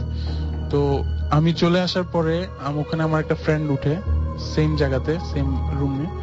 তো ওর সাথে একদিন দেখা হয়। তো আমি ওর কথা বলতে বলতে সে আমাকে কথাটা শেয়ার করলো যে দোস্ত তুই কি ওখানে এরকম কিছু ফিল করছস? আমি বললাম কি? বলে যে আমি তো ওখানে থাকি, তো মনে হয় কেউ যেন আমার আশেপাশে আছে, সবসময় মনে হয়। আর যখন ঘরে একা থাকি তখন আরো বেশি হয়। রাতেবেলা ঘুমের থেকে উঠায় দেয়, সন্ধ্যার সময় আসরের নামাজের টাইমে করে, আসরের নামাজের টাইমে আমাকে ঘুমের থেকে ধাক্কা দিয়ে তুলে দেয়। আমি ক্লিয়ার ফুটস্টেপ শুনি। আমি বললাম না, আমি তো শুনি না। আমি বললাম তুই তো হাজি, ও হজ করা একজন। তো আমি বললাম তুই তো হাজি মানুষ, তোর সাথে তো এরকম হওয়ার কথা না। বলে যে না, কিন্তু আমার কোনো ক্ষতি হয়নি এখনো, আমি এগুলো একদম রেগুলার শুনতেছি, তো আমার তো এগুলো ভয় লাগছে। তো আমি ওকে এগুলো বলি না এখনো, হয়তো এখন রেডিও শুনলে সে জানবে যে আসলে ওখানে আমার কাজিনও সেম জিনিস ফিল করছে। তো এরপর আমি যে বাসায় যাই সেখানে আমার ছিল, সেটা একটা নতুন বিল্ডিং ছিল, আমরা একদম টপ ফ্লোরে বাসা নেই, আমরা 4 জন। তো নতুন বাসা নেওয়ার পরে থার্ড রাত যেটা ছিল, সে রাতে আমি বাসার ছাদের উপরে, আমার যে রুমটা ঠিক সেটার উপরে। এটা আরেকটা বাসার ঘটনা বলছেন আপনি? জি জি। আচ্ছা, আমরা একটু সংক্ষিপ্ত করে শুনি। হ্যাঁ, মানে অনেক মানে মূল ঘটনাটা চলে যাই আমরা। তো ছাদের উপরে অনেক নয়েজ ছিল, তো আমার রুম ফ্ল্যাটমেট যারা ছিল সবাইকে আমি ডেকে এনে শোনালাম। তো আমরা পরে যখন আওয়াজ বেশি হয়ে গেছে, আমরা উপরে গিয়ে দেখলাম যে ওখানে কেউ ছিল না, কারণ রাতেবেলা ছাদে কেউ থাকার কথা না, তখন 2:30 বাজে, আর ছাদে দরজাও লক করা ছিল। তো এগুলো ঘটনা ঘটার পরে পরে অন্য রুমমেটদের সাথেও অনেক কিছু হয়েছে, যেমন রাতেবেলা তাদের ঘুম ভেঙে যেত, বিভিন্ন ধরনের সাউন্ড শুনতো, তাদের গায়ে টাচ করতেছে এরকম শুনতো। ইভেন আমাদের পাশের বাসা যেটা ছিল সেখানে এরকম হয়েছে একদিন রাতে যে তাদের জিনিসপত্র ভাঙচুর হয়েছে। বাসায় শুধু একজন ছিল, জিনিসপত্র ভাঙচুর হয়েছে। তো আমার সাথে যে 4 জন ছিল তাদের মধ্যে একজনের মা, উনি খুব নামাজি মানুষ, আর ওনার সাথে নাকি জিন রয়েছে। তো এটা আমার বিলিফ ছিল না। তো উনি শেষ পর্যন্ত একদিন আমাদের বাসা ছিল, একদিন অ্যাকচুয়ালি 1 সপ্তাহ ছিল। তো এর মধ্যে উনি একদিন আমাকে ডাকে, উনি কিন্তু কিছু জানতো না যে আমার প্রবলেমটা কি। তো উনি আমাকে ডাকার পরে একদিন উনি বলল যে তুমি এদিকে আসো একটু দেখি। তো আমি বললাম যে কি আন্টি, কোনো সমস্যা হয়েছে? বলে যে না, তুমি একটু তোমার হাতটা দাও। তো আমি হাতটা দিলাম, আমাকে উনি বললো যে তুমি সোজা হয়ে দাঁড়াও আর নড়বা না। তো আমি সোজা দাঁড়িয়েছিলাম, উনি আমার হাতের একদম শেষ আঙ্গুলটা ধরলো, উনি ধরে কোন সূরা পড়লো, উনি চোখ বন্ধ করে অনেক আস্তে ভাবে পড়লো। তো প্রায় 1 মিনিটের মতো এরকম। তো এটা হতে হতে উনি আঙ্গুলটা ছেড়ে দিল। তো আমি ক্লিয়ার ফিল করছি একদম, কোনো ছাড়া, ওনার কাছে যদি জিন নাও থেকে থাকে, তো আমি একদম ক্লিয়ার ফিল করছি যে আমার ভিতর দিয়ে something went through me. Electricity বা আগুনের হঠাৎ করে ধরলে, অনেক উত্তপ্ত জিনিস ধরলে যেরকম ফিল হয়, ঠিক সেরকম একটা জিনিস আমার ভিতর দিয়ে গেছে হঠাৎ করে। তো উনি এটা করার পর উনি খুব অস্থির লাগছিল না, কেন বলে তুমি দূরে সরো। তো আমি গেলাম, দূরে সরলাম। তো উনি বলল যে আচ্ছা ঠিক আছে যাও। আমি বললাম আন্টি কি হয়েছে? তো বলে যে ভয় পেও না, তোমার সাথে হয়তো আছে। আমি বললাম কি আছে? বলে যে তোমার আশেপাশে একটা জিন থাকে। তো আমি বললাম যে আমার বিশ্বাস হচ্ছে না। তো বলে যে থাকে, তুমি ইচ্ছা করলে দেখতে পারবা, তুমি যদি চাও খুব করো তাহলে হয়তো দেখতে পারবা, কিন্তু এটা করে না কখনো, কারণ একবার যদি আসে তো যাবে না। আর আমার কাছে যেহেতু আছে আমি জানি। ওকে, সো আপনি বলছেন যে আপনার সাথে এরকম কোন একটা কিছু আছে যেটা আপনি ফিল করতে পারেন, এবং এভাবে আপনি ফিল করেছিলেন। আমার আশেপাশে ফিল, উনি বলেছে যেটা আমি দেখেছি আমার সাথে, আমি নিজে দেখতেছি যে আমার আশেপাশে হচ্ছে, কিন্তু আমার সাথে এখন আর হয় না। ওকে, আচ্ছা আমি বুঝতে পেরেছি। আসলে ঘটনাগুলো একটা থেকে আরেকটা দিকে অন্যদিকে চলে যাচ্ছে, ঠিক গুছিয়ে বোঝা যাচ্ছে না। আচ্ছা যাই হোক, আমি বুঝতে পারলাম যে আপনার সাথে এরকম ধরনের ঘটনা আছে, এবং আপনি যেটা বলছিলেন যে আপনার ফ্রেন্ড সার্কেলের অনেকেই তিনি এরকম ভাবে একইভাবে টেস্ট করেছেন, আমাকে বাইরে বলছিলেন আপনি, বাট তাদের মধ্যে এরকম কোনো সমস্যা হয়নি, কিন্তু আপনার মধ্যে সমস্যা পাওয়া গেছে, এবং দ্যাটস ওয়াই আপনার সাথে এরকম গুলো ঘটনা অনবরত ঘটতে থাকে। ওকে, আমরা চলে যাই আপনার ফ্রেন্ডের কাছে, এবং তারও একটা ঘটনা রয়েছে ছোট। আমি ছোট্ট করে সেই ঘটনাটাও শুনতে চাই একটু। জি, হ্যালো লিসনার্স, আমি কাউসার রাফাত, মেডিকেল স্টুডেন্ট। ফার্স্ট আমি হাই বলবো আমার ছোট বোনকে আর আমার ফ্রেন্ড আসিফ, রাহাত, যারা শুনতেছে, মুভা। আমার ঘটনাটা বেশি বড় না অ্যাকচুয়ালি। এই যখন মাঝে মাঝে চিটাং যাই বন্ধে, তখন রাতে আমি আর আমার ফ্রেন্ডরা বের হই। তো একদিন আমি আর শুভই বের হয়েছিলাম গাড়ি নিয়ে রাতে ভাটির দিকে, ভাটির দিকে গেছি, কিন্তু প্ল্যান ছিল না, হঠাৎ করেই। সো আপনিও চিটাগং এর, রাইট? আমি চিটাং এর, হ্যাঁ, এখানে ঢাকায় মেডিকেল স্টুডেন্ট। ওকে। তো ভাটির দিকে যাচ্ছিলাম হঠাৎ করে, তো রাস্তা পুরোই খালি, ওখানে বিকেলের পরে তেমন একটা মানুষজন থাকে না। তারপর আমরা ওখানে যাচ্ছি, তো শুভকে বললাম এই একটু ফাজলামি করার দরকার, দেখ কি করি। তো দুষ্টুমি করতেছিলাম 2 জন মিলে। তো হঠাৎ করে আমার মনে হলো রাস্তা পুরো খালি, আশেপাশে কিছু নাই, একদম স্মুথ রাস্তা, তেমন গর্ত নাই, কিছু নাই। তো হঠাৎ করে দেখলাম একটা সাদা কি যেন একটা আলোর মতো নাকি কাপড়, আমি বুঝলাম না ঠিকভাবে, আমার গাড়ির সামনে দিয়ে পাস করলো। আচ্ছা, তো আমি শুভকে আজ করলাম, শুভ দেখছোস? তখন শুভ বললো না, ও নোটিস করে নাই, ও লাইক অন্য কিছু দেখতেছিল। তো তখন আমি অতটা ইয়ে করি নাই, মনে করছি হয়তো অন্য কিছু হবে, তো আমি পাত্তা দিই নাই অতটা। তারপর এর কিছুক্ষণ পরেই হঠাৎ করে একটা সাউন্ড শুনলাম। রাস্তাটা এত স্মুথ যে ওরকম সাউন্ড হওয়ার কোনো মানে পসিবিলিটি নাই। তারপর আমি ওইটাও ইগনোর করে গেলাম। দেন কিছুক্ষণ ঘোরাঘুরি করলাম ওইদিকে। দেন ব্যাক করার টাইমে তখন আবার সেম জিনিসটাই হইলো। তখন একদম এক্সাক্ট সেম জিনিসটাই দেখলাম, মনে হলো কিছু একটা আবারও ওইরকম পাস করছে আমার গাড়ির সামনে দিয়ে, এন্ড একদম সেম জায়গায় ওরকম মনে হয়েছে, কারণ কিছু একটা আমি নোটিস করেছিলাম আশেপাশে, ওখানে একটা দোকান। তারপর তখন শুভ এখন দেখছো? শুভ তখন দেখলাম একটু চুপ, বলছে হ্যাঁ আমিও নোটিস করছি জিনিসটা। তো আমি বললাম কি ছেলেটা, বলছে আই ডোন্ট নো। তারপর দুইজন আর তেমন একটা ইয়ে করলাম না, চলে আসলাম। পরে কয়েকদিন পর আবার ওইদিকে বিকেল দিকে যাওয়া হয়েছে। বিকেল দিকে যাওয়ার পর তো ওখানে এক জায়গায় দাঁড়িয়ে আমরা ফুচকা খাচ্ছিলাম। তো হঠাৎ করে একজন ওখানে আমাকে জিজ্ঞেস করলাম, মামা এদিকে কি এরকম খারাপ কিছু হয় বা সামথিং ওই টাইপের কিছু আছে নাকি, লাইক ভূত টুত বা ওরকম কিছু? তখন মামা বললো যে মামা রাতে তো আমরা এদিকে থাকি না, এদিকে তো কোনো মানুষজনই থাকে না, কারণ ভাটিয়ার ওইদিকে একদম খালি রাস্তা, ওইদিকে খুব একদম নির্জন, লাইক বলতে গেলে যে কেউ গেলে এমনি ভয় পাবে। তো বলে যে আমরা থাকি না, তবে শুনছি এখানে অতটা ভালো ইয়ে না রাতে, লাইক এরকম কি কি যেন শুনছিলাম, এক্সাক্ট কিছু বলতে পারেন। এটাও কি আপনারা মনে করেন যে আসলে আপনার ফ্রেন্ড আপনার সঙ্গে ছিল বলে এরকম কোনো ঘটনা ঘটেছে? আমি শিওর না, কারণ আমার বাসার পাশেই বিশাল একটা কবরস্থান, ছোটকাল থেকে দেখতেছি, কিন্তু আমার লাইফে এরকম কিছু ঘটে নাই, এন্ড আমি এগুলো কিছু বিলিভও করি না। আচ্ছা, এছাড়াও যে ফারনান, আপনিও বলছিলেন যে আপনার কাছেও এরকম, মানে আপনিও অনেক কিছু একটা সমস্যা ফেস করেছেন, একটু ছোট্ট করে বলা যায় সেই ঘটনাটা? হোস্টেলে যখন ছিলাম তখন যেটা হয়েছিল যে আমাদের হোস্টেলে মেইনলি বাথরুম নিয়ে ঘটনাগুলো বেশি ঘটতো, এবং সেটা ছিল মিরপুরের একটা জায়গায়। তো সেখানে মেইনলি যেটা প্রথমে হয়, আমার যারা রুমমেট ছিল তারা দেখতো যে যখন তারা একজন হোস্টেলের বাথরুমে যেত, তখন তারা তাদের হঠাৎ করে বাইরে দিয়ে কি জানি লাইট অফ করে দিত। আচ্ছা, তারা মনে করতো যে হয়তো কেউ ফান করে করতেছে, কিন্তু একসময় তারা যখন সবাই সিরিয়াসলি বলল যে আমরা আসলে কেউ এরকম করতাম না, তখন আসলে ব্যাপারটা বোঝা গেল। আর ওই হোস্টেলটা, আমরা যে রুমটাতে থাকতাম ঠিক নিচের ফ্লোরেই ছিল লাশ কাটার ঘর। তো সবাই একটু ভয় পেত, এবং এক্স্যাক্টলি ওই হোস্টেলের ঠিক ছাদ থেকেও একজন সুইসাইড করছিল, এরকম একটা ঘটনা শুনতে পাওয়া যায়। আর আমার সাথে যেটা ফাইনালি ওখানে হয়েছিল সেটা হচ্ছে যে, মানে আমাদের ওখানে প্রচুর মশা ছিল, তো আমরা ওই একটা থালার ভিতরে মানে মশার কয়েল জ্বালিয়ে রাখতাম রাতের বেলা। তো আমি একদিন হঠাৎ করে রাতে 12:30 একটা দিকে ঘুমাইছি, রাতে সবাই ঘুম, হোস্টেল রুমে সবাই ঘুম। তো একসময় হঠাৎ করে দেখি যে মানে আমার ঘুমের মধ্যে মনে হচ্ছিল যে আমার রুমে কেউ হাঁটতেছে, মানে কেউ হাঁটলে যেরকম একটা শব্দ সাউন্ড শোনা যায় সেরকম একটা সাউন্ড। তো হঠাৎ করে ওই আমার মনে হচ্ছে যে আমার যে রুম, আমার যে বেডের পাশে যে থালাটা, ঠিক সেটাতে হয়তো কেউ পাড়া দিছে, এরকম যে ঝনঝন করে শব্দ ওঠে। তো তখন আমি হঠাৎ ভয় পেয়ে গেলাম, অনেক চিন্তা করলাম যে কে আসলো হঠাৎ আমার বেডের সামনে। তখন আমি জাস্ট আমার উপর থেকে যে আমার ব্ল্যাঙ্কেট ছিল সেটা সরালাম, তারপর দেখলাম যে আমার পাশে কেউ নেই। তারপর সবাই ঘুম থেকে উঠলো, সবাইকে বললাম যে তোরা কি কেউ আসছিলি? তখন ওরা সবাই অস্বীকার বললো যে আমরা কেউ এরকম আসিনি। তো তারপর থেকে মেনলি আমাদের, মানে আমি ওখান থেকে চলে আসি, বাসায় শিফট হয়ে যাই। পরে আর আমার সাথে তেমন কিছু হয়নি, কিন্তু ওই হাসপাতাল সম্পর্কে যেটা আমি জানি, মানে আমাদের হোস্টেলে ছিল হাসপাতালের ঠিক ফ্রন্ট ফ্লোরে, মানে একদম উপরের তলায় ছিল আমাদের হোস্টেলটা। যেটা শুনি যে ওই হাসপাতালে ছিল মিরপুর এলাকার অনেক পুরনো একটা হাসপাতাল, এবং ওই হাসপাতালে দেখা যেত যে অনেক যুদ্ধের সময় অনেক লাশ বা অনেকে যারা মুমূর্ষ রোগীদের নিয়ে আসা হয়তো, কিন্তু ডাক্তারের অভাবে বা ডাক্তার থাকতো না হয়তো বা যুদ্ধের সময়, এরকম অনেকে অকালে মারা যায় এবং তাদের লাশ ওখানেই পচে যায়, এরকম অনেক ঘটনাই আমরা শুনতে পাই সেখান থেকে, ওই জায়গাটায়। ওকে, সো আমি দেখতে পাচ্ছি এর মধ্যে অনেকগুলো SMS চলে এসেছে। কবির রাসেল আমাকে SMS করেছেন যে আমার ফোনে ব্যালেন্স শেষ, তবু একটা SMS পড়া হচ্ছে না। ফ্রম খুলনা থেকে বলেছেন আমি SMS পড়ে ফেললাম। ফারহানা বরিশাল থেকে লিখেছেন ভাইয়া আমার SMS পড়া হয় না কেন। রবিউল আমাকে খুলনা থেকে SMS করেছেন, তিনি ভয় পেয়েছেন এবং ভূত FM শুনছেন। তারপর জনি খুলনা থেকে SMS করেছেন, তিনি বলছেন তিনি খুব গরিব, তার SMSটা পড়ে ফেলতে, তার SMS আমি পড়ে ফেললাম। আকাশ রামপুর থেকে SMS করেছেন। এছাড়াও মিজান আমাকে রাজশাহী থেকে SMS করেছেন। জুনায়েদ জুহি মুসা আমাকে SMS করেছেন শান্তিনগর থেকে। রাকিব সাভার থেকে লিখেছেন যে আমার মনে হয় যে আমি অনেক SMS সেন্ড করেছি, এটা পড়ে ফেললাম। মাই নেম ইজ সিমরান, তিনি আমাদের সঙ্গে আছেন, এখন শুনছেন আমাদের সাথে ভূত FM। এবং সানাউল্লাহ তিনি আমাদের SMS করেছেন মিরপুর 6 থেকে।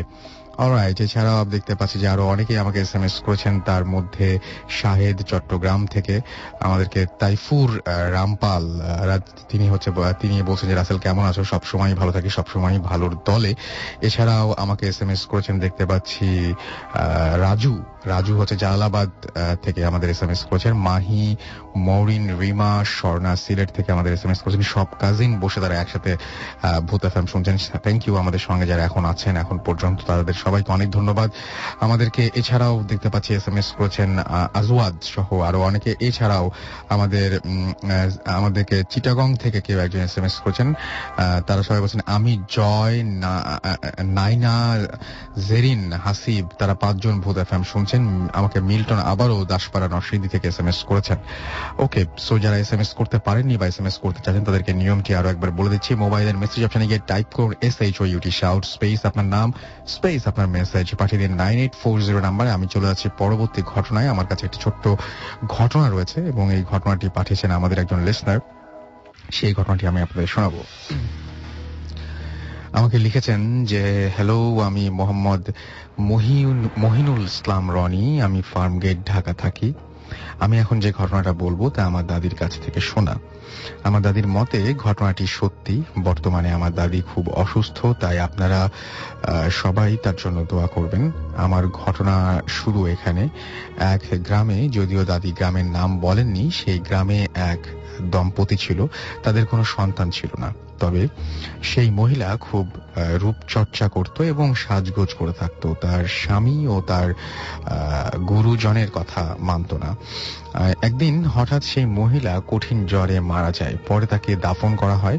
তার স্বামী খুব ভেঙে পড়ে এবং সে যেটা করে সেটা হচ্ছে যে যদিও সেই মহিলা তার স্বামীর কথা শুনতো না, তবুও স্বামী তাকে মন প্রাণ দিয়ে ভালোবাসতো। মারা যাওয়ার 2 দিন পর রাতে সেই মহিলার স্বামী এক খারাপ ও ভয়ঙ্কর দুঃস্বপ্ন দেখে তার স্ত্রীর আযাব হচ্ছে, যেমন আগুনে পুরানো একটা শেপ এবং একটা সাপ এবং কামড় দিচ্ছে। এই সমস্ত সব স্বপ্ন তিনি দেখেন। পরে সেই লোক কিছু মনে নিল না এটা স্বপ্নটা দেখার পরেও, কিন্তু সেই রকম স্বপ্ন সে আরো একদিন দেখলো। তার কেমন যেন লাগতে শুরু করলো এবং তিনি মসজিদের ইমাম এবং আরো কয়েকজনকে নিয়ে কবর খুঁড়তে যান। যখন তার কবর খোঁড়া শেষ করে তারা সবাই, তখন দেখে যে কাফনের কাপড় পরে আছে, কিন্তু মহিলার লাশ সেই কাফনের কাপড়ের ভেতরে নেই।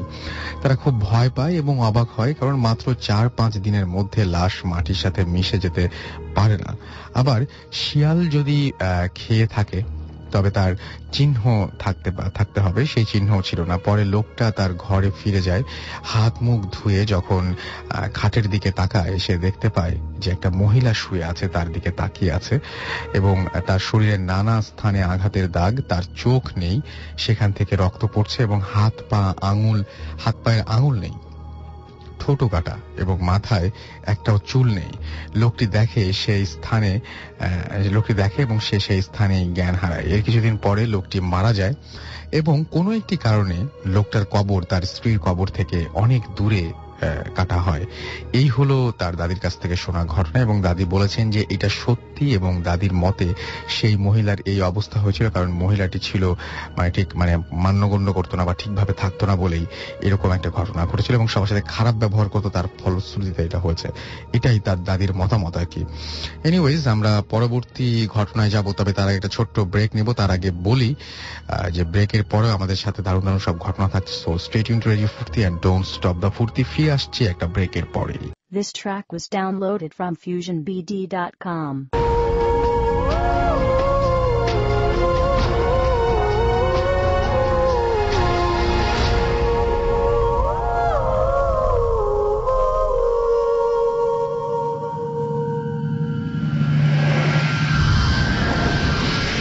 What FM? Haunted by Airtel.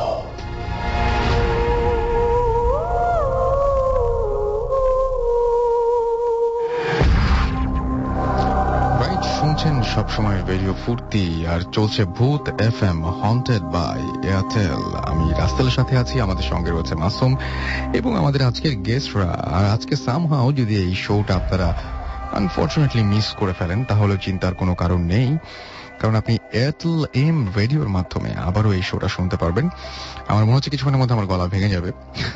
আচ্ছা, এম রেডিওর মাধ্যমে শুনতে পাবেন এবং আপনাকে যেটা করতে হবে, এয়ারটেল থেকে আপনাকে ডায়াল করতে হবে 4040 এবং সিলেক্ট করতে হবে চ্যানেল 22। তাহলে দেখবেন যে একে একে সমস্ত এপিসোডগুলো আপনার কাছে চলে এসছে এবং তারপরে আপনি আপনার পছন্দের এপিসোডে শুনে ফেলতে পারবেন। And now listeners can get the Bhoot FM tune as their caller tunes, my tunes from Airtel.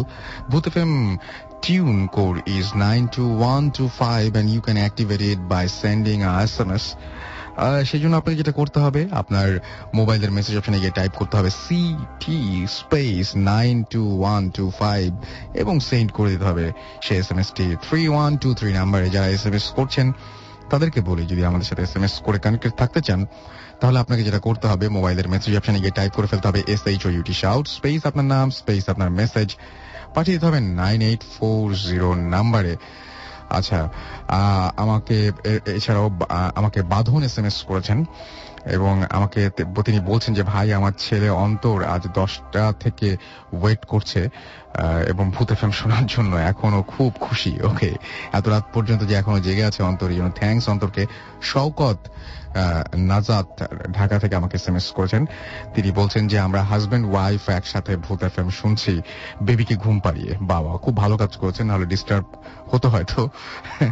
আচ্ছা, স্বপন নিক্সন আতাউর আজিজ আমাদেরকে মুগদাপাড়া ঢাকা থেকে এসএমএস করেছেন যে রাসেল ভাই, এসএমএস না পড়লে আমরা ভূত এফএম মিস করি। আচ্ছা, ভূত এফএম মিস করি না। আচ্ছা, ভূত এফএম মিস করেন না। ওকে, এছাড়াও আমাকে দেখতে পাচ্ছি যে শ্রাবণী লিখেছে, রাসেল ভাইয়া আর কতগুলো এসএমএস দিলে ভাই, এর চাইতে অনেক বেশি বেশি এসএমএস আমি দেখতে পাচ্ছি। আই এম রিয়েলি সরি যে আপনার এসএমএসটা আমি দেখতে পাইনি। শিমুল ফ্রম রূপগঞ্জ তিনি আমাদের এসএমএস করেছেন। সাইমন চিটাগং থেকে আমাদের এসএমএস করেছেন। এছাড়াও দেখতে পাচ্ছি যে রুসলান আমাদের এসএমএস করেছেন ফ্রম সিলেট। থ্যাঙ্কস রেডিও ফুর্তি এবং এয়ারটেলকে থ্যাঙ্কস দিয়েছেন। ওকে, এছাড়াও আমি দেখতে পাচ্ছি যে আমাকে Chris Gayle, oh my god, I am so lucky যে ক্রিস গেল ইজ হিয়ার এবং তিনি বলেছেন ভূত এফএম রকস। আজকে আপনার যে ট্রিমেন্ডাস পারফরমেন্স, তারপরে তো মানে কি বলবো যে সেই পারফরমেন্স আমি অনেক বেশি মুগ্ধ হয়ে গেছি। এরকম পারফরমেন্স দেখা যায় না। আমি বলছি যে Chris Gayle is not human. এটা হতেই পারে না, কোন একটা কিছু ভর করে থাকে, নাহলে এরকম খেলা সম্ভব নয়। এবং এই যে একটা সেঞ্চুরি আজকে, যে অদ্ভুত একটা century, it's wonderful, it's wonderful. Kawsar from Cambrian hostel লিখেছেন যে ভাইয়া এসএমএস দিতে হাত ব্যথা হয়ে গেল। ও তাই নাকি? আমি তো বহুত কষ্টের মধ্যে আছি, তারপরে আপনাদের এসএমএস পড়ছি। আচ্ছা, আমাকে এছাড়াও দেখতে পাচ্ছি যে এছাড়া আপনি আমাকে এসএমএস করছেন মনোহর ফ্রম টাঙ্গাইল। এছাড়াও সুজন খুলনা থেকে আমাদের এসএমএস করেছেন। আমি আপাতত আবারও ঘটনায় চলে যাব, আমাদের গেস্ট রয়েছেন এখনো বেশ কিছু। আমার প্রথম যিনি শুরু করেছেন আমি তার কাছে আবারও যাচ্ছি। প্লিজ আপনার ঘটনাটা বলবেন। Welcome back listeners, it's me again Irfan. সবার আগে একটু আমি একটা জিনিস ভুল করছি, যেটা ভুল না, অ্যাকচুয়ালি আমার ফ্রেন্ড একজনের নাম মিস করছি, দ্যাটস ওয়াই আমাকে এসএমএস করছে যে ওর নামটা বলার জন্য। সো থ্যাঙ্কস টু ফারহান যে আমাকে ইন্সপায়ার করছে। সো আমি এই স্টোরিটা শুনছি আমার একটা আঙ্কেল থেকে। আমি যখন ছোট ছিলাম তখন দুবাইতে থাকতাম। সো এখন এই স্টোরিটা হয়েছে দুবাইতে ঘটনা। আচ্ছা, সো দুবাইতে আপনার সাধারণত দুবাই টু শারজা রোড থাকে। যারা দুবাইতে আছেন তারা অবভিয়াসলি জানেন যে দুবাই টু শারজা রোড গুলো অনেক বড় থাকে এবং ওখানে কোনো মিনস রোড পারাপারের জন্য কোনো অ্যালাউ নেই। আচ্ছা, সো ওখানে আশেপাশে যেটা থাকে মানে একটা বাউন্ডারি দেওয়া থাকে, লাইক নেট দেওয়া থাকে, যেন কেউ যেন রাস্তায় নাও থামাই, যেন কেউ মানে রোড পারাপার না করে। সো দেখা যায় কি একদিন আমার আঙ্কেলের ফ্রেন্ড দুবাই থেকে শারজা যাচ্ছিল, সরি শারজা টু দুবাই যাচ্ছিল। তখন উনি চিন্তা করে যে এখন তো অনেক দূরে দিয়ে ঘুরে যেতে হবে, মানে ওনার একটা আইডিয়া মাথায় আসছে যে একটা শর্টকাট ওয়ে আছে, ওই রুটটা দিয়ে যাই। সো এখন ওই রোডটা দিয়ে উনি যখন যাচ্ছিলেন, সাধারণত আমি আগে বলে রাখি যে ওই রোডটাতে কিন্তু সাধারণত কোনো গাড়ি চলাচল করে না। ওইটা রিজনটা আমি পরে বলতেছি। যখন উনি রাস্তা দিয়ে যাচ্ছেন তখন উনার গাড়িটাই ছিল পুরো রোডের মধ্যে, তখন কিন্তু কোনো গাড়ি ছিল না। সো উনি যাচ্ছে যাচ্ছে হঠাৎ করে দেখে, মানে আমি বলে রাখছিলাম যে ওখানে কিন্তু কোনো লোকজন থাকে না আশেপাশে, কারণ ওটা অনেক বড় রোড, ঠিক আছে। এখন যদি আশেপাশে থাকেও একটা অ্যাস্টনিশিং ফ্যাক্ট হচ্ছে এখানের মধ্যে যে আশেপাশে হচ্ছে জাস্ট আপনি যদি রাইট সাইডও দেখেন সেখানে হচ্ছে আপনার ডেজার্ট, লেফট সাইডও যদি দেখেন সেটা হচ্ছে ডেজার্ট। এখন হয়তো বা অনেক প্লেস হয়েছে, এখন জায়গা হয়েছে, কিন্তু তখন ইটস অ্যাবাউট 10 years ago, 10 বছর আগের ঘটনা এটা। সো দেখা গেছে কি উনি চালাচ্ছে, হঠাৎ দেখি একটা মহিলা যে জাস্ট ওয়েভিং করতেছে গাড়ি থামাবার জন্য। সো উনি মানে যখন গাড়ির লাইটটা অনেক দূর যায়, সাপোজ রাত্রিবেলা তো বুঝে যায় গাড়ির লাইটটা অনেক দূর পর্যন্ত যায়, আপনি হেডলাইটের কথা বলছেন, হেডলাইটের কথা বলতেছি। সো দেখা যাচ্ছে কি মহিলাটা মানে যখন মানে ড্রাইভারটা যখন দেখে তখন কয়েকটা সেকেন্ডের জন্য চিন্তা করে যে আসলে মানে মহিলাটা এত রাতে এইখানে এমন একটা নির্জন জায়গায় কেন বা দাঁড়িয়ে আছে, এত কিছু মানে ফার্স্টে এই জিনিসটা চিন্তা করছে। তারপর পরদি বল না থাক, মনে কোনো বিপদে পড়ছে অথবা গাড়ি নষ্ট হয়ে গেছে, যে কোনো রিজনই হতে পারে, আমি ওকে জিজ্ঞেস করি কি জন্য। এখন গাড়িটা ঠিক থামাইলো, থামাবার সাথে সাথে মহিলাটা বলে যে আপনি সামনের দিকে যাচ্ছেন, আমাকে একটু লিফট দিবেন। ড্রাইভারকে বলে, ড্রাইভার বলছে ওকে আমি আপনি লিফট দিতে পারবো। সো ফাইন, উনি গাড়িতে উঠলো। গাড়িতে উঠার পর উনি নর্মালি যাচ্ছে, নর্মালি যেতে যেতে কিছু দূর যাওয়ার পর একদম আমি আগে ভাগে বললাম রোডটা কিন্তু একদম নিস্তব্ধ, কোনো গাড়ি নেই এক্সেপ্ট ওনার গাড়িটা ছাড়া। সো এখন যখন কিছু দূর যাওয়ার পর মহিলাটা বলতেছে দাঁড়ান এখানেই থামার, হঠাৎ করে বলতে জাস্ট এখানে থামা। এখন লোকটা বললো আচ্ছা ঠিক আছে, থামলো লোকটা। পর এখন মহিলাটা যে আপনার টাকাটা দিবে মানে বের হয়ে গেছে, উনি গাড়ির থেকে বের হয়ে গেছে মহিলাটা। এখন আমি একটা জিনিস বলি, সেটা হচ্ছে আপনার দুবাইতে যে কারগুলো আছে সেগুলো কিন্তু স্টিয়ারিংটা হচ্ছে লেফট সাইডে, আর মহিলাটা কিন্তু এটা কোনো নিয়ম নেই, মানে একটা নিয়ম ছিল যে লেফট সাইডে যদি থাকে লেফট সাইডে নামতে হবে গাড়ির থেকে নামার, কিন্তু মহিলাটা নামছে রাইট সাইডে। আচ্ছা, সো জাস্ট ইমাজিন যে ড্রাইভারটা বসেছিল লেফট সাইডে আর মহিলাটা কিন্তু নামছে পিছের থেকে রাইট সাইডে। রাইট। সো এখন ওনার থেকে যদি টাকাটা দিতে হয় অবভিয়াসলি পিছের থেকে সামনের উইন্ডোতে এসে টাকাটা দিতে হবে, ঠিক আছে, রেন্টটা। উনি গেছে ওই পিছনে অবস্থায়, ওনার চেহারাটা দেখা যাচ্ছে না, বের অবস্থায় পিছের থেকে টাকাটা ওনাকে হাত দিয়ে দিচ্ছে। তখনই উনি ওই যে জিনিসটা লক্ষ্য করে সেটা হচ্ছে ওনার হাতটা প্রচুর লম্বা হয়ে ঠিক ওর সামনে এসে যায়, মানে ওই ড্রাইভারের সামনে এসে যায়। তখন ওই ব্যাপারটা দেখে ও খুবই ভয় পেয়ে যায় এবং অন দ্য স্পট ওই অ্যাক্সিলারেটর চেপে গাড়ি একদম মানে খুব ফাস্টলি চলে যায়। পরের দিন মানে যেটা হয়, ওই দিন রাত্রে মানে আঙ্কেলদের সাথে থাকে, তো পরের দিন আঙ্কেলদেরকে শেয়ার করলো, পরে অনেক জ্বর উঠলো ওই লোকটার, দেখা গেল কি প্রচন্ড 2-3 দিন জ্বর ছিল। তারপর সাধারণত পরবর্তীতে জানা যায় যে ওই রোডটাতে সাধারণত কোনো গাড়ি এবং কোনো মানুষ চলাচল করে না। রিজনটা হচ্ছে যতবারই ওই জায়গায় যাওয়া যায় মানে যাই কোনো গাড়ি অথবা কোনো মানুষ যায়, ওখানে কিন্তু একটা না একটা অ্যাক্সিডেন্ট হয়। এখন মানুষের থেকে একটা রিউমার শোনা গেছে যেটা যে ওখানের মধ্যে মানে এরকমই সেম যে একটা মেয়ে অথবা একটা মহিলা লিফট চাই, যদি কোনো কারণে ওদেরকে লিফট না দেওয়া হয় তখন কিন্তু এই দুর্ঘটনাটা ঘটে। এখন রিজন হয় এটা কি এখনো পর্যন্ত চলছে নাকি আর নাই সেটা কিন্তু আমি জানি না। আমি বলে রাখি এই জিনিসটা কিন্তু কোনো বানানো গল্প না, কিছু না, এটা আমার একজনের থেকে শোনা, গল্পটা একজনের থেকে শোনা। দ্যাটস আমি এই জিনিসটা যেভাবে শুনছি আমি সেই জিনিসটা সেভাবেই শেয়ার করলাম। অলরাইট, আমার কাছে আরো একটা ঘটনা রয়েছে, আমি সেই ঘটনাটিও পড়ে ফেলতে চাই। আমাকে লিখেছেন, হ্যালো রাসেল ভাই, কেমন আছেন? আমার নাম তামান্না ফেরদৌস তাহেরা, আমি যাত্রাবাড়ি থাকি অ্যান্ড আমি এসএসসি এক্সাম দিচ্ছি। আমি আজ যে ঘটনাটা শেয়ার করব সেটা আমার জীবনে একটা ঘটনা এবং ঘটে যাওয়া একটা ঘটনা। ইট ওয়াজ 19 নভেম্বর 2011। আমি খুব লেট নাইটে ঘুমাই। সেদিন আমি লেট নাইটে ঘুমাই একইভাবে, এবং সেদিন রাতে আমি একটা ড্রিম দেখি, এবং ড্রিমটা ছিল এমন যে আমি ড্রিম দেখি যে আমি অ্যাক্সিডেন্ট করে মারা গেছি এন্ড আমার সাথে আমার বড় আঙ্কেলও মারা গেছে। কবর দেওয়ার জন্য আমার বাবা আমাদের বাড়ির সামনে কবর খুঁড়ছে। সাডেনলি আমার বাবা দেখে যে আমি রাস্তা দিয়ে আসছি। এটা দেখে আমার বাসার সবাই অবাক হয় এবং আমাকে বলে যে তুই মারা গেছিস। আমি বলি যে আমরা মারা যাব কিভাবে?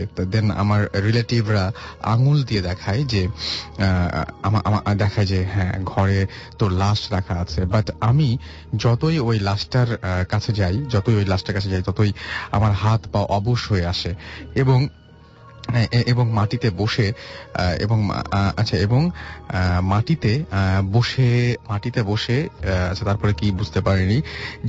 যাই হোক, আমি লাশের কাছে যাই এন্ড আমি আমার লাশটাকে দেখি এন্ড মাটির সাথে মিশে যাই এন্ড আমার ঘুম ভেঙে যায়। তখন আমি ঘড়ির দিকে তাকিয়ে দেখি যে রাত 3টা বাজে এবং তখনই আমার মোবাইলে ফোন আসে এবং আমার বড় আঙ্কেল মারা গেছে এই খবরটি আমি পাই এবং আমি যেটা ড্রিমে দেখেছিলাম। এর 4 days পরে 24 নভেম্বর 2011 আমি দেখি একই ড্রিম দেখি এবং আমি এবার দেখি যে আমার এলাকার এক আঙ্কেল মারা গেছে এবং পরদিন সকালে শুনি যে আমার ওই আঙ্কেল মারা গেছে। এভাবে আমি 4 টাইমস একই ড্রিম দেখি এবং যারা মারা যায় তাদের দেখি। এই ঘটনা আমি আমার আম্মুকে বলি, বাট আমার আম্মু বিলিভ করে না। এরপর আমার জীবনে যে ভয়ঙ্কর রাতটি কাটাতে হলো 11 ডিসেম্বর 2011। আমি সাধারণত আমার আপুর সাথে ঘুমাই, বাট ওই দিন আমার স্টাডি শেষ করে আমি পড়ার রুমে ঘুমাই। তখন আমার মেবি রাত 3টা হবে। আমি আবার ড্রিমে দেখি যে একজন লম্বা হোয়াইট কালারের জুব্বা পরা একজন আমার বেডের সামনে দাঁড়িয়ে আছে। আমি তাকে সালাম দেই এবং সে আমাকে বলে যে তুই যতদিন বেঁচে থাকবি ততদিন তুই তোর রিলেটিভসের মৃত্যুর স্বপ্ন দেখবি, আর যেদিন তুই ড্রিমে দেখবি যে তুই মারা গেছিস, তুই মারা যাসনি, সেদিন তোরও মৃত্যু হবে। আচ্ছা, প্রতিবারই তার মানে উনি যে ড্রিমগুলো দেখেন সেই ড্রিমের সাথে তিনি নিজেও মারা যান, বাট যেদিন দেখবেন যে না উনি মারা যাননি সেদিন তিনি মারা যাবেন। এই বলে সে চলে যায়। বলে রাখা ভালো যে আমি তার পূর্বে তার পুরো বডি দেখেছিলাম এবং তার পা ভেজা ছিল এটা, এবং তিনি দেখতে পেয়েছিলেন যে তার পা ভেজা। এটা দেখার পর আমার ঘুম ভেঙে যায় এন্ড তখন আমি ফজরের আজান দিচ্ছে। আমি যখন বেড থেকে নামি নামাজ পড়ার জন্য তখন দেখি যে আমার বেডের কাছে লম্বা পায়ের ছাপ এবং আমি দেখার সাথে সাথে পায়ের ছাপটা ভ্যানিশ হয়ে যায়। তাহলে কি সত্যি মানে এটা কেউ একজন এসেছিল আমাদের এখানে? এবং দেন আমি একটা হুজুরের কাছে যাই এবং তাকে সবকিছু বলি। সে আমাকে বলে যে যা দেখেছি তা সত্যি এবং আমার জীবনে এটা ঘটবেই। আমি এখনো এই ড্রিম দেখি। ভাইয়া, এটা আমার জীবনের রিয়েল কাহিনী। যদি সম্ভব হয় তাহলে পড়ে শোনাবেন। Thank you. আমি পড়ে ফেললাম আপনার ঘটনাটা এবং আমাদের ঘটনা পাঠানোর জন্য আপনাদেরকে থ্যাঙ্কস জানাচ্ছি। এবং যারা এরকম ঘটনা পাঠাতে চান তাদেরকে বলবো যে আপনারা অবশ্যই আমাদের সেরকম ঘটনা পাঠাতে পারেন। bhutfm@radiofurti.fm এই অ্যাড্রেসে আপনারা আমাদের ঘটনা পাঠাতে পারেন, নাম, ঠিকানা এবং ফোন নাম্বার সহ। আর যারা SMS করতে চান তাদেরকে SMS এর নিয়মটিও বলে দেই। আপনার এয়ারটেল নাম্বার থেকে বা অন্য যে কোনো নাম্বার থেকে টাইপ করুন SHOUT শাউট স্পেস আপনার নাম স্পেস আপনার মেসেজ পাঠিয়ে দিন 9840 নাম্বারে।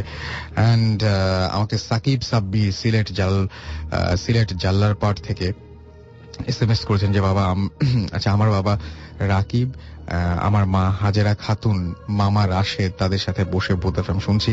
সিলেট থেকে আমাদের SMS করেছেন জয়। এছাড়াও আমাকে ফারহানা SMS করেছেন গোরান থেকে যে রাসেল ভাই প্লিজ এই SMSটা পড়ো। আমি SMSটা পড়ে ফেললাম।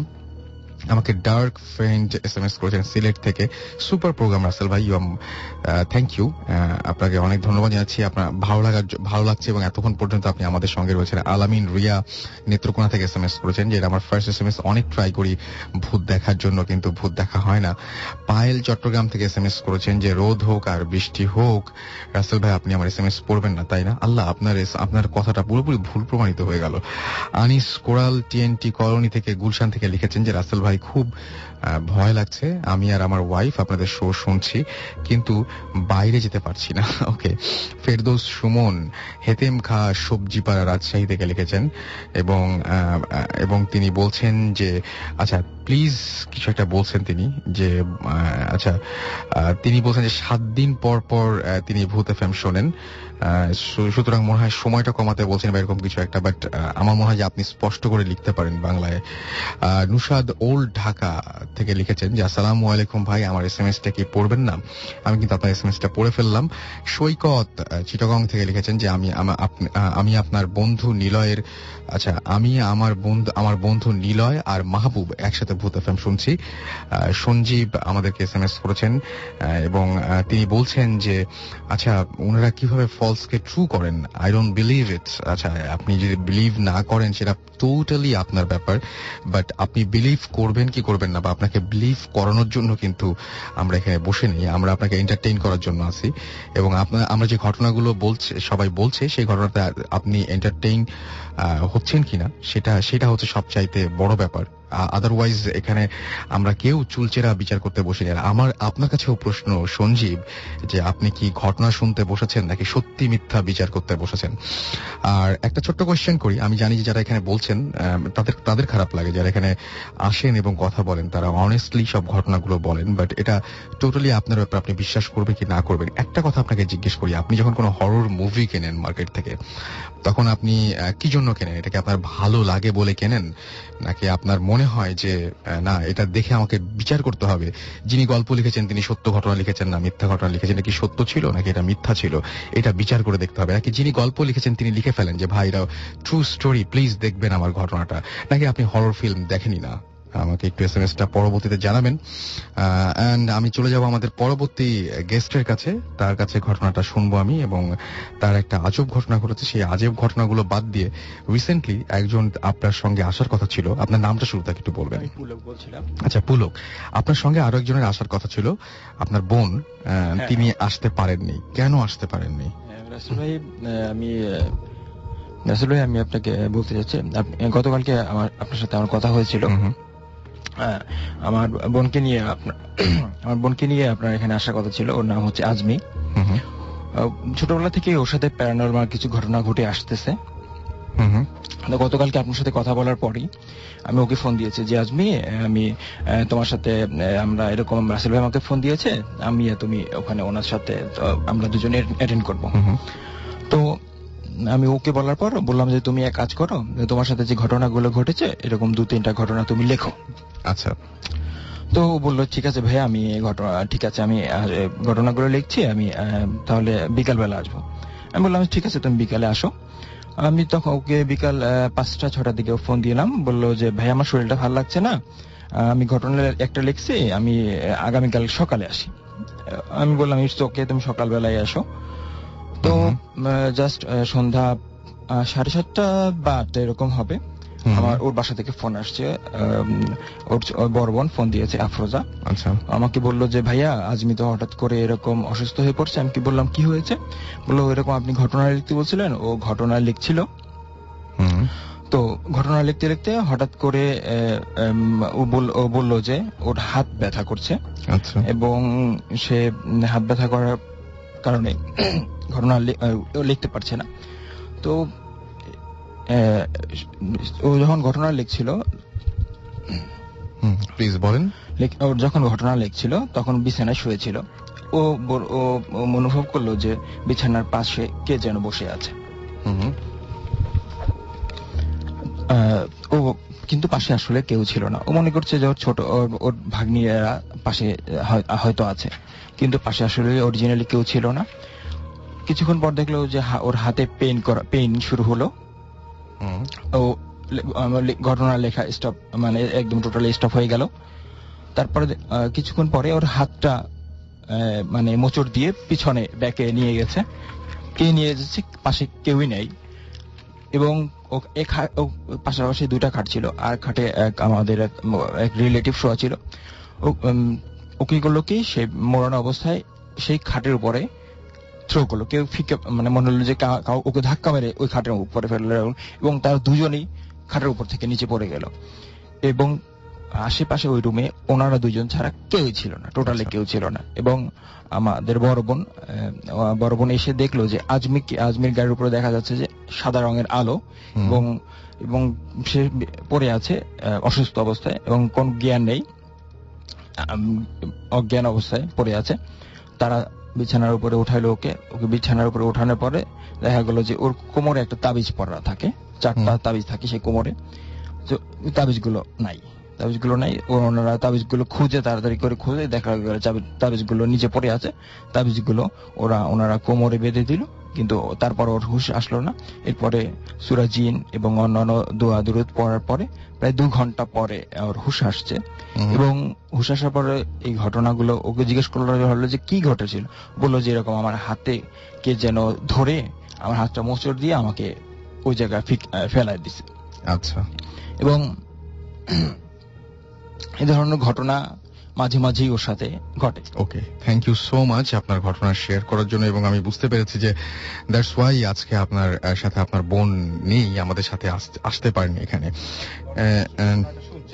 সে ঘটনাটা শুনছে। ওকে ওকে, থ্যাংক ইউ। আমাকে সুজন SMS করেছেন from Patuakhali science and technology university, faculty doctor of university. আচ্ছা, আমি বুঝি নাই এত লম্বা।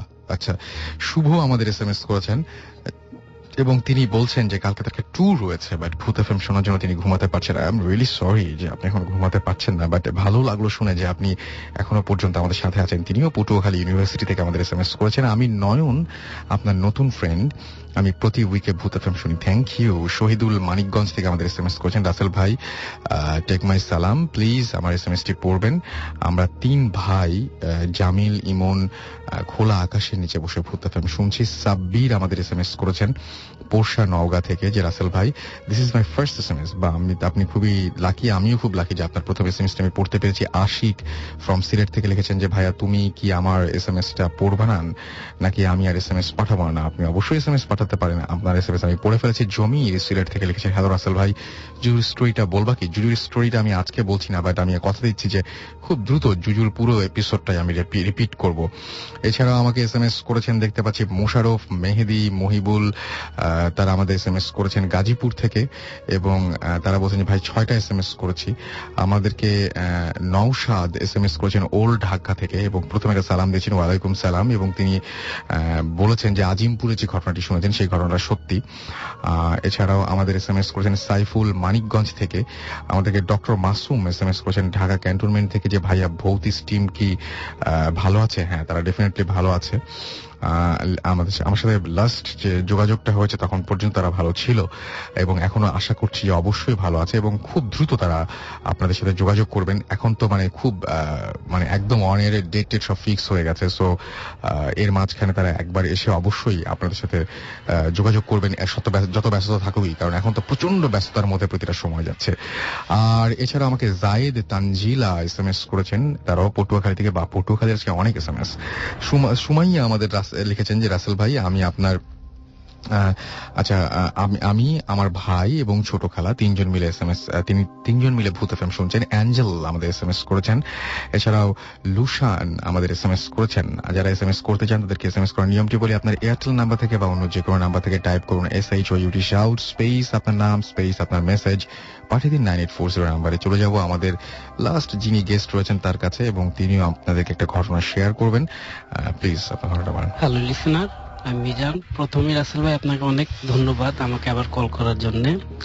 তো আমি আজকে যে ঘটনাটা শেয়ার করব সেটা এই রিসেন্টলি আমার সাথেই ঘটা একটা ঘটনা। তো গত রোববার দিবাগত রাতে আমি আমার বাসায় শুয়ে আছি, আমার ওয়াইফ সাথে ছিল। তো হঠাৎ করে রাত 3টা সাড়ে 3টার দিকে আমি হঠাৎ করে ঘুম থেকে চোখ মেলছি। চোখ মেলার পরে আবার চোখ বন্ধ হয়েছে, কিন্তু তখনই মনে হলো যে কোন একটা ছায়ার মতো আমার জানালা দিয়ে আমাদের ঘরে ঢুকলো। ঢুকার পরে আমার পায়ের ভিতরে চেপে ধরছে, পায়ে চেপে ধরছে। পরে আমি চিৎকার দেওয়ার চেষ্টা করতেছি, কিন্তু চিৎকার দিতে পারতেছি না। তারপরে কিছুক্ষণ পরে আমার বুকের উপর আইসা বসছে, বসার পরে আমার গলার ভিতরে হাত দিয়ে চেপে ধরছে। ধরার পরে আমি চিৎকার দিতেছি, কোনো শব্দ বের হইতেছে না। প্রায় আধা ঘন্টার মতো আমার ওয়াইফকে আমি ডাকছি। ডাকার পরে এক সময় ও উঠে আমাদের ধাক্কা দেয়, কি হয়েছে। কিন্তু ও যখন ধাক্কা দেয়, মানুষকে যদি বোবায় ধরলে কিন্তু হাত অন্য কারো টাচ লাগে এটা ছেড়ে দেয়, কিন্তু আমাকে ছাড়তেছে না। তো আমি ওইভাবে বলতেছি যে আমার আব্বাকে একটু ডাকো, আব্বাকে ডাকো বলতেছি। এত আস্তে বলতেছি, আমি বুঝতেছি কিন্তু আমার ওয়াইফ বুঝতেছে না। তো এক পর্যায়ে ও অনেকবার জিজ্ঞাসা করলো কেন কি বলতেছো। তো যখন বললো যে আব্বাকে ডাকবো, আমি মাথা ঝুলালাম যে আব্বাকে ডাকো। তো আব্বাকে ডেকে আনলো, ডাকার পরে আব্বা বলতেছে কি হয়েছে। পর আব্বা দেখে এই অবস্থা। পর আমার আব্বা 5 ওয়াক্ত নামাজ পড়ে, উনি খুব পরেজগার একজন ব্যক্তি। তো উনি সূরা টুরা পরে ফু দিতেছে, আমার শরীরে ধাক্কা দিতেছে, কিন্তু কিছুতেই আমার মুখ দিয়ে শব্দ বেরোতেছে না, আমি আস্তে আস্তে কথা বলতেছি। তো ধাক্কা দিতেছে, এক পর্যায়ে দেখে যে আমার ছাড়তেছে না। তারপরে আমার আব্বা সরিষার তেল পরে আমার 2 কানে আর নাকে ঢুকায় দেয়। তখন আমি লাফ দিয়ে খাটে উঠে বসি। তারপর আব্বা বলে যে কি হয়েছে, আমি বলি যে এরকম আমার বুকের উপরে কেউ বসে ছিল, আমার গলার ভিতরে চেপে ধরছে, আমার মুখ দিয়ে শব্দ বেরোতেছিল না। তো এখানে আরেকটা ঘটনা হইতেছে রাসেল ভাই, আমি যে বাড়িটা থাকি ওই বাড়িতে আমি উপরে থাকি, যে প্রায় আমরা শুনতেছি যে কেউ মার্বেল ফালাচ্ছে, মার্বেল ফালায় টাক টাক টাক টাক করতে করতে এক মাথা থেকে আরেক মাথা ঘোরা যাচ্ছে, আবার কেউ দৌড়াদৌড়ি করতেছে। আবার অনেক রাতে শুনতেছি ঝাড়ু দিতেছে কেউ সিঁড়ি। তো সিঁড়ি ঝাড়ু দিতেছে, আমি যে গত কয়েকদিন আগে সিঁড়ি ঝাড়ু দিচ্ছি, এটা আমি রেকর্ডিং করে রাখছি, অডিও রেকর্ডিং। এখন আমরা সেটা শুনতে চাচ্ছি না অবশ্য। তো ঝাড়ু দিতেছে, এরকম অনেকবার হয়েছে। আবার দেখা যাচ্ছে দরজা নক করতেছে, দরজা খুলি কেউ নেই, ঝাড়ু দেয় দরজা খুলি কেউ নেই, এরকম সমস্যা হইতেছে। তো গতকালকে যে ঘটনাটা ঘটলো, আমার দোকানে একটা ছেলে আছে, আমি ব্যবসা করি। তো ছেলেটা আমার বাসায় থাকে, তো আমার আব্বার সাথে থাকে। তো ওই বিষয়ে কোনো কিছু জানে না। আজকে আমি সকালে দোকানে গেছি, ও দোকানে যাই বলে যে মামা আমি আপনার বাসায় থাকবো না। কেন থাকবে না? মামা আমি রাত্রে অনেক কিছু সমস্যার সামনে পড়ছি। কিরকম? বলতেছে যে আমি শুনতেছি কেউ ঝাড়ু দিতেছে, এত রাতে কে ঝাড়ু দেয়। তারপর দরজা নক করতেছে, আবার দরজার সামনে কুকুর উ করে ডাক দিতেছে। কিন্তু এখানে বলে রাখি যে আমরা যে বাড়িটা থাকি, প্রথমে একটা মেইন ফটক, তারপরে একটা কনস্টেবল গেট আছে। তো মেইন ফটক দিয়ে কিন্তু কোনো বিড়াল ঢুকতে পারে না, কুকুর কিভাবে ঢুকবে? তারপরে 4 তলার উপরে কুকুর কিভাবে যাবে? কুকুর যেতে পারে 4 তলার উপরে, কিন্তু ঢোকার কোনো ওয়ে নাই। ও এইভাবে এগুলা কিভাবে শুনলো? কিন্তু ও তো কিছু জানে না। তারপর ওটা বললাম যে না, আসলে তুমি হয়তো ভুল শুনছো, এগুলো হতে পারে না। ওরা আমি বুঝতে দিই ঘটনা। This track was downloaded from FusionBD.com.